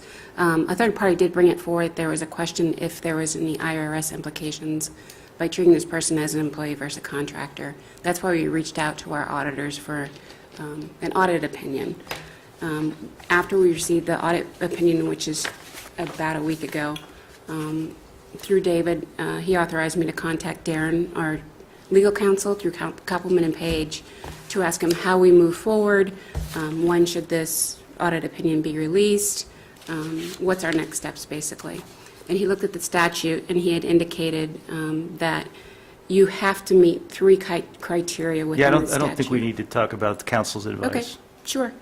The next steps that he had indicated was to notify the selectmen, notify the Yeah, board. I don't think we're going to talk about council's advice. Okay, Just- sure. He did provide 2 different options that we could explore. Yeah. I don't think I've seen that advice. He hasn't written the opinion. It was on a conference call Friday at 2 o'clock. Yeah, I'd be very interested in seeing this. A lot of my clients, particularly startup clients, deal constantly with this issue of independent contractors versus employees. You're correct, there are a lot of tax issues, but it is a multi-variable analysis. It's not just an accounting analysis. There's also HR, control, direction issues. It is not a simple analysis of three variables. Right, which is why we're not, And we're not going to discuss that in open session, but it's.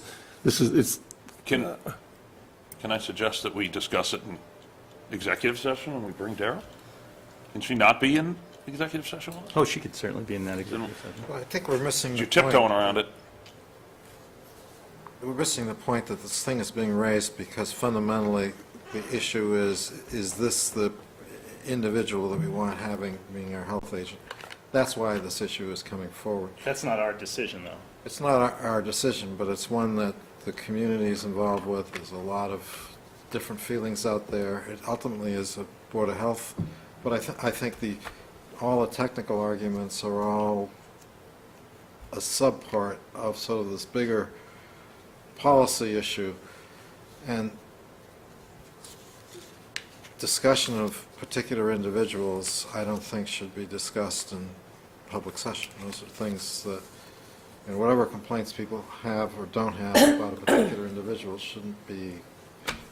Yeah, this is not a discussion about complaints or the individual's performance. This is really a discussion about how the town has to handle a particular position. I completely agree with you, Paul. It was raised to us by somebody who may have had other concerns, and other concerns were raised, but this specifically is a legal exposure for the town that we've been, I guess, advised we should consider correcting, and the Board of Health would really have to be involved in the correction. If you want to do this in an executive session. Well, I think we're having half the I conversation. think Some I think we people have know grounds- what they're yeah, I think talking we have about. grounds Me and to do Mark it are in over here executive not session, knowing. Don't we? We have grounds to do this in If executive you're session. if you stick to strategizing about the of how to handle the process with the non-union employee, yes. Okay. You comfortable with that, Paul? Yeah. All right. So somebody want to give me a motion to make on Well, this? You You have gonna go into executive session and come back, or you want to put it? We would come back unless, Michael, it's there. I put it on your. You want to try and finish everything else? Yeah, I don't know how much Pat, we're longer definitely your not- other matters are. well, I don't know how long It's your- it is, but it's not really going to be I this. don't know how productive it's going to be, because I don't think I'm going to be able to have an educated conversation without knowing more about what our council is telling us on this topic. Well, you don't know what council has recommended, and you also, there wasn't just, the accountant's analysis wasn't, we haven't distributed that. No, nobody's seen No. anything as So a that's the problem. thing that's that a- was the reason we would have the discussion, I I think. would Yeah, request that we put this off. I think we have to deal with this, Mark, is the problem. We need to get this dealt with. It's an issue that needs to be addressed. I'm sorry, we are facing a public records request deadline. So I think we should move into executive session to I'll do second that. it. Or do you need to read that first? Well, I have to find the motion, and I don't have the motion here. All right, Diane, just find it for I don't me. even know. I got so much paper tonight. Contract negotiations with non-union employees, We're gonna come back. under 30A section. Probably gonna take a It was right underneath the wall. don't have the information. Diane, I don't know. Here, I got it. All right.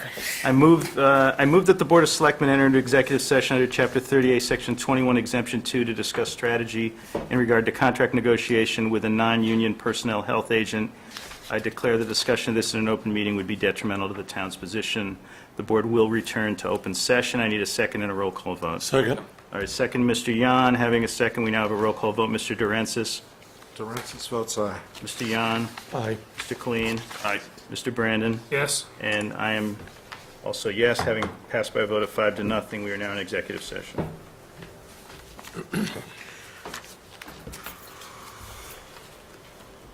Did that motion.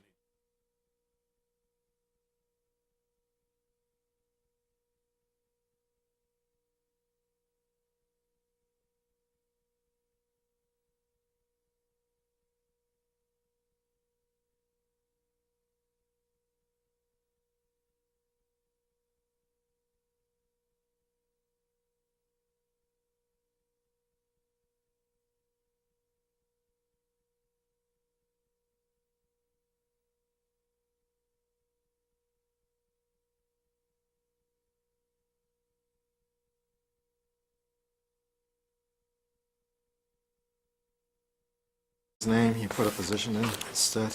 Sure. Like plumbing Make it a inspector? little less personal. So it'd be plumbing inspector, Yes. okay. This page of this document, Then strike Dudley. of this document, which he gave out tonight. Paul, strike Dudley as well, and the next one down. Was that the person's name? Yes. Oh, I thought that was the town. I did too. Yes, Dudley Charlton Regional School District is a regional Yeah, district. yeah, Okay, yeah. sorry. Yeah, that's not a name. Although Dudley Charlton would be an awesome name.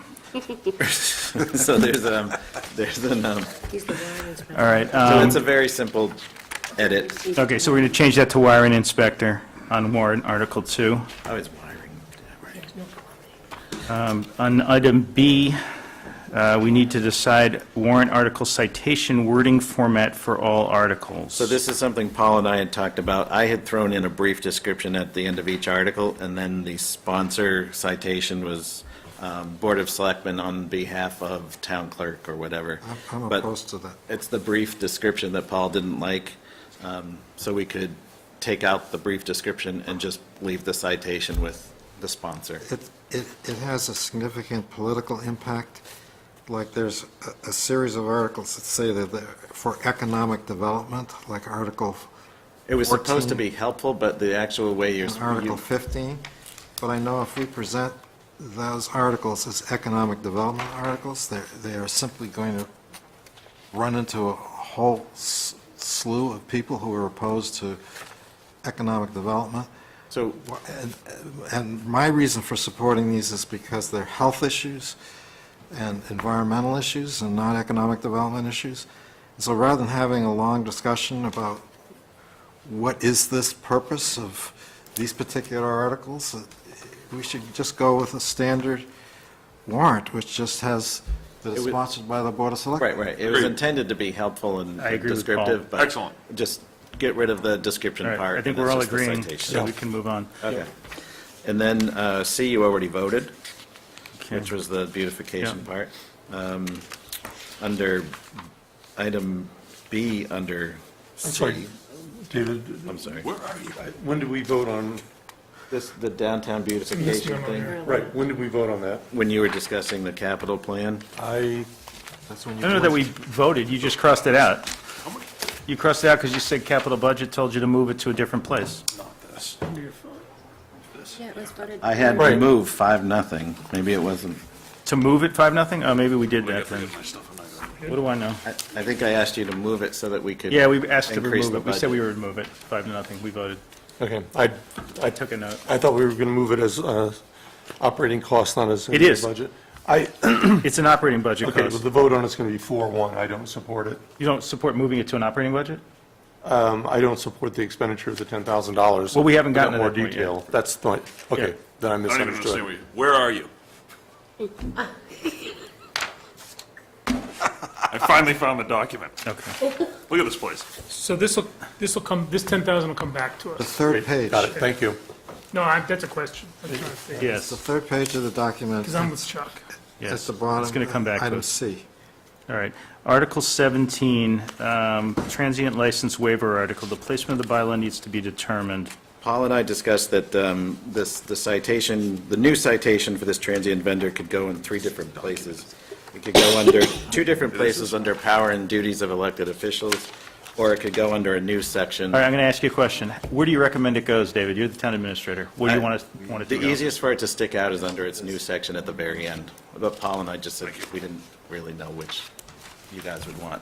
Paul, do you support having it as its own new section, which would be chapter 28? No, I prefer it to be 5B. Okay. Is that what you're recommending? That's what I would recommend. Okay. Fine. Anybody have any different ideas? No, No. Where you want it to appear in the book? absolutely not. It fits into another license. I'm totally fine. I just don't think we should spend a lot of time talking about it. Everything Paul just said. Yep. And then the next one is edit warrant language to include the updated language for the Article 23 placeholder regarding the circuit breaker stabilization. You had voted to include it. No, you haven't voted to include it in the warrant. You asked there to be a placeholder for it. Okay, so we're going to vote to Because we include never saw Article it. 23. And then 25, what was that? Wait, can we vote on 23 and I was going to just take a vote at the end to do all the Okay. changes we thought we would just make. On Article 25, this was a placeholder at one point, and then language was added, but you haven't necessarily met with the sponsor of that article, which was the town clerk. If it's a, if it's But a, you should te- vote if it's to a, include it. if it's a public sponsored article, if it's a signature article, It's not. petition article, It wasn't. oh, well, then we don't have to put it on the warrant. So we have to decide what we want to do with it. Right. What's How many- Article 25? Did the we ask, kennel. did we ask her to talk She tonight? did, but she, Oh, I'm in Does she- support of did having it- the kennel thing. You want to have kennels allowed in town Oh. by special permit, which is what this Oh. would be? This would allow kennels, 25. No, 25 is the Oh. kennel the one license bylaw that mirrors the statute. It takes state law, makes it into our local Gotcha, bylaw. okay. And she didn't want to license, the last one is the citizens petition, 25 Right. is the one you're talking about, gotcha. Right. yeah, so I support Article 25, both including it on the warrant and that the town should vote to do it. Because this makes sure that where there is a large number of dogs on one location, they have to get a license. 5 or more, right? Yep, okay. We had it, she never gave us a presentation, but we had it at one point, right? Yeah, we did last year, I think. Or we had something, somebody talk about, okay, She so. was in so- here and mentioned it. So here's the motion. The motion is to amend warrant Article 2 as proposed to include, to delete the name of the person on the first line and replace it with wiring inspector. To change the format on the proposed warrant article to delete the description, to, on Article 17, to codify it under Section 5B of Chapter 3. On Article 23, to vote to include that and not to include 24, the capital stabilization placeholder, and vote to include on the warrant Article 25. So that's the motion. Second. Okay, all moved and second. Any discussion? Yeah, possible amendments. For Article 16, I didn't understand what this said. And so I thought 16 needed to be rewritten. Okay, can we vote that motion, Paul, and then go to individual articles? In other words, rather So than, that doesn't, so I thought you said you wanted to do it comprehensive. no, I want to do this. Just all the these things amendments. David Okay. brought up as, okay, Okay. so we have a move and a second, all in favor of that. Aye, okay, now Paul has an item he wants to discuss of Article 16 of the More than proposed one, warrant. there's a couple of things that I thought didn't make any sense. Article 16 says, to see if the town will vote to raise and appropriate or transfer from available funds $10,000 to conduct a regulatory and departmental process review for the purpose of identifying procedural barriers that impact economic development, customer service, and efficiency, or take any other action related thereto. I don't know if we were talking about Roach Brothers, or are we talking about Walmart, or are we talking about town government? Are we Yeah. going to hire somebody to evaluate how our I think, town... Paul, I think the thinking here was similar to how the Collins and DOR reports have helped guide this board in terms of making changes, that I think Dave is looking for somebody to come in who would give them the same sort of roadmap to deal with some of the interdepartmental issues So it's about town within government. town. In the office down there. Yeah, if you Yeah, want to but This take is out, regulatory. Isn't this the clean administration? This Yeah, is, this is, Board of Health, Concom, Yeah. and all building things But related. can we say, You can take can out we the- insert the words "of town government"? So when it says to conduct a Process review regulatory... of town government, thank you. regulatory and departmental process review of town government for the purpose of... Yeah, I just didn't know what it applied to. Or I don't think Yeah, any it's voter true. would You're right. understand. And then Article 22, where we have this override. And this scared me when I read it. To see if the town will vote to raise and appropriate transfer of available funds, borrow, if so, what sum, for the purpose of operating recreational programs, facilities, and fields within the town of Sherborn, with expenditures to be made by the Recreation Commission, and determine the amount borrowed under this article shall be contingent upon the passage of a ballot question exempting the amounts required to pay for the bonds from the provisions of Prop 2.5. And so I thought originally we were talking about some kind of revolving fund for the Recreation Commission, but instead we're talking about a large capital project. No, we're actually, what it was is to include all the language, so this could become a standard article on our warrant each year, because they do have projects coming up in the next 5 years that they would look to go to a ballot for. This particular year, they're just looking to use their existing fund balance of $197,000. can we put that in the revolving fund that we create? It is a revolving fund. That's the source of funds. That will be in the advisory committee motion. Well, I don't like this business about putting in here that we're doing, You think it's going to scare people? Why would you even talk about Exactly. paying bonds Right. on money that you have? I would delete everything after I get what Recreation you're trying to do, Commission. Irene, which is, you know, you're trying to standardize it for the future, which sounds like a good idea, except I think politically Paul's Sure, and others not are a right, problem. which is this is going to scare the town. Yeah. Is there any challenge with this being submitted by the rec committee? This was their, again, I read this NOI? that they were going to do an artificial turf field at Right, at that- Leland Farms or something like that, and they're going to spend $1 million, and I didn't know anything about it, and as soon as we issue this thing and sign it, my phone's going to be ringing off the hook. right. And What are we doing there? How's it going to impact the neighborhood? Are there going to be lights? All this kind of stuff that... Exactly. You should get one of those And- school department phones that don't work. you voted, I understand that. My question is Automatic this, forwarding to Mike Giammo is what I should get. you voted for inclusion on the warrant, but well, I understand that. My question is more of a process standpoint. Because the rec commission submitted this article, is it treated similar to when a They citizen? submitted, and then you suggested putting the capital language into it? No, I didn't change any language. They didn't This pick is the how wording they either. submitted it. Who did the wording, David? They mirrored. The legal counsel? They mirrored council, yeah. existing language from our last warrant. Okay, so there's So no I don't reason know. we can't change it. I don't know. That's what I'm asking I don't see Paul. any reason I don't see a why reason we not to can't change I change didn't you know. can change it. Like It's a not- citizen article, No. is it treated the same No, or it's not. not? No, it's not Okay, treated. perfect. No, Great. this is us for them. Okay, we can strike it. I think it Everything needlessly after, everything scares after the public. semicolon, right? Right, exactly. Anything else, Paul, that you see? Delete as everything scary? after the After semicolon. recreation Up to After top. Recreation Commission, Up to delete Prop the 2.5. rest. Just a sort of a general We gotta comment leave about the this. citizen article. Or take any other action we made there too. Are we recording that change that Paul just asked for? Yes. Are we voting on that one, or are we going to vote on Paul had two changes. that several of his changes? Yeah, we should vote on, I think we're going to vote like a Durensis omnibus bill when he's done Yeah. telling us. That's fine. I just don't want to lose track of that. and When then he's we done telling find us it in about his the other changes, book. we'll vote all of them. Paul, can make a Those are motion. all the changes that we can make. I just had questions about the two citizen articles. All right, let's do the changes then. So the motion would be to, in Article 16. 16, to insert after the words process review, of town government, and in Article 22 to delete everything after the semicolon. So we have it's a motion. I'll make. Second. A friendly amendment, I'm sorry, up to Prop 2.5. We need to leave that last. Thank you. Up to Prop 2.5. Good Please. catch, Irene. Yeah, Thank good you. catch. Yep. Okay, so we have a motion and a second. Yep. All in favor? Oh, you have to vote yes, it's your Paul, motion. Paul, you, Paul, it's your motion. But I'm thrown off by up This is what to she said. 2.5. She just wants to leave in or take any Or other take action. any action relative Oh, thereto. yeah, okay, that's what I didn't So understand. are you a yes? Okay, Yes. Paul's a yay. All right.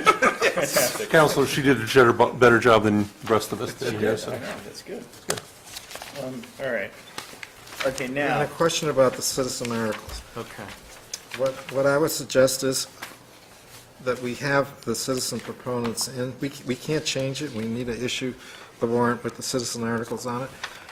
But I'm particularly concerned about Article 27, which is a zoning bylaw, and I've read this, and I think it is something that may be a scary thing for some citizens in the town, but maybe not. Well, one of them's sitting right here. I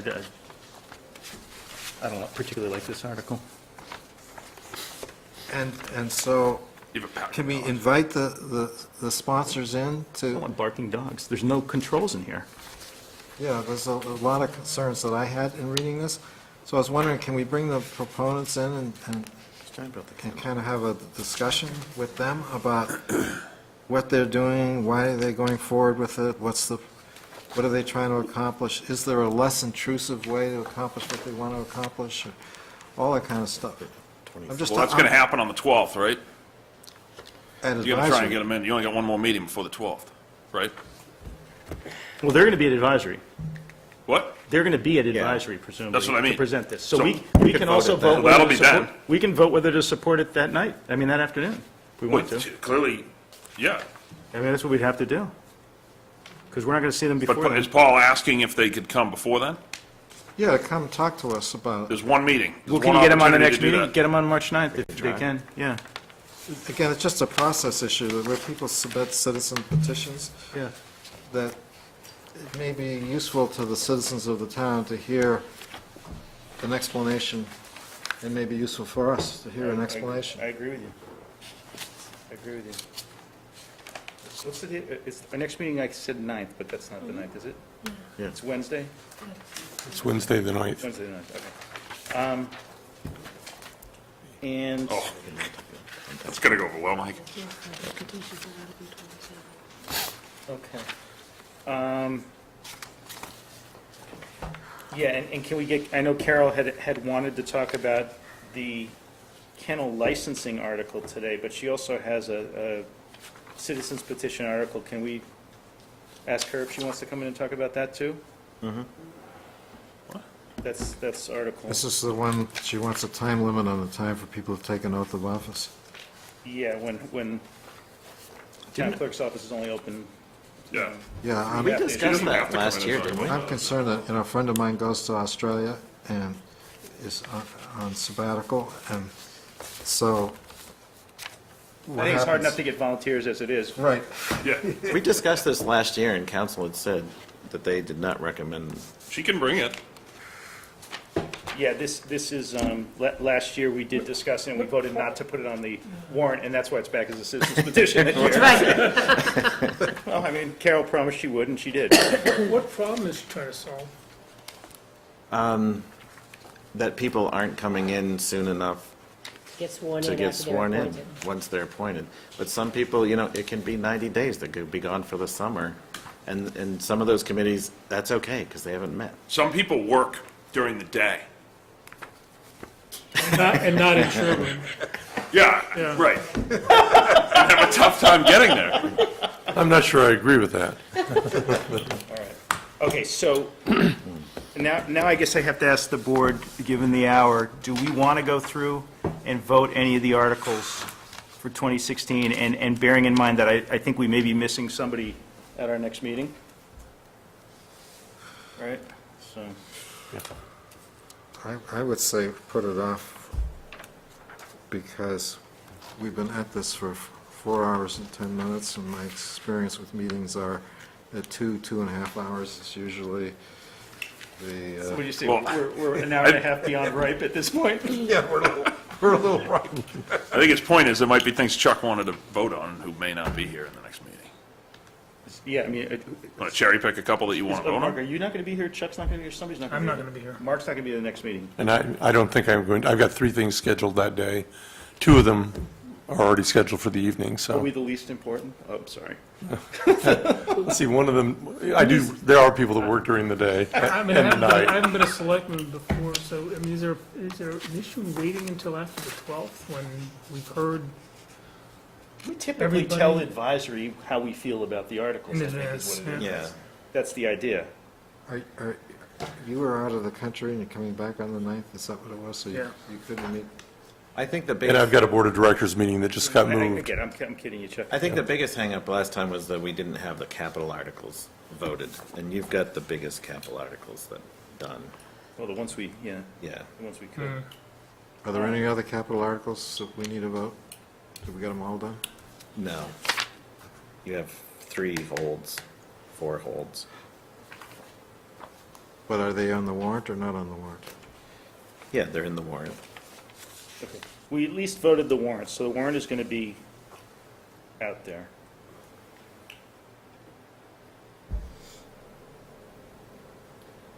Well, look, as an accommodation to Chuck and to Mark, I can do another day like today, if you allow me to come a little late.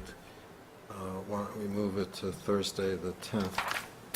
And that way can Is Mark Mark able and to make Thursday the 10th? I Chuck thought, the There 10th? was a reason we couldn't do the 10th. just change the time if you can't get in. You used to do all the meetings at 7. It's better than having 2 members out. Yeah, All right, so is Thursday the 10th the day that everybody can make it? 10th works for me. Carol will be happy because it's a Thursday, the same day as today. Consistency. could we start at 6:30? Yep, 6:30 on the 10th. Let's see, Mark is still looking. Looks good, It looks good. looks good. So we'd have a Thank you. full board then? Okay, Paul, good solution. Hey, Paul. You're on a roll tonight, Paul. Well, I expect a free trip to And Hawaii. Paul, this is an hour and a half, this is an hour and a half after the peak of your powers on a 2.5-hour meeting. You're 4 hours into it, you're coming up with these great ideas. This is unbelievable. All right, Board of Selectmen meeting, all right. So, I'm hanging on by my fingertips. all right, so should we set that meeting? Right. 6:30. 10th, 6:30. To accommodate everybody, so we have Thank a you. full board. Thank you, thank you.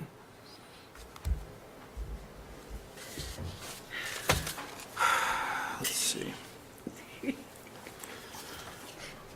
All right. Motion to adjourn. No, I have my minutes. Diane has like a year's worth of minutes for us to Please. approve. Hang on a second. First, we have a warrant. Let's Motion to let's approve the vote the payroll warrant for our hardworking town administrator. Motion approved. Okay, we have a second? Second. Okay, all in favor? David, another week. 1 more week. Another week, another dollar. Okay, there we go. And then on the minutes, there was one place where it says revulsion instead of revaluation. It might have been both. I thought that was right. Where was that, Paul? It's on What's that? page What's 7 that? of the last one, the 16. It's a revulsion. I'll fix that tomorrow morning. All right, It that's pretty good. says Article 23, revulsion, Something I wanted to say. BOS for assessors. Okay. It says revolution, Page 7. new word. Revolution. Yeah. Okay. Che Guevara. Otherwise, move to approve all 3 of them. All right, so we have a motion to approve all 3 of them. Second. Okay, all in favor? Nice catch. Okay. Motion to adjourn. We have a motion to adjourn. Is there anything else we need to do? Well, I'm waiting for my tickets to Hawaii from Mark and Chuck.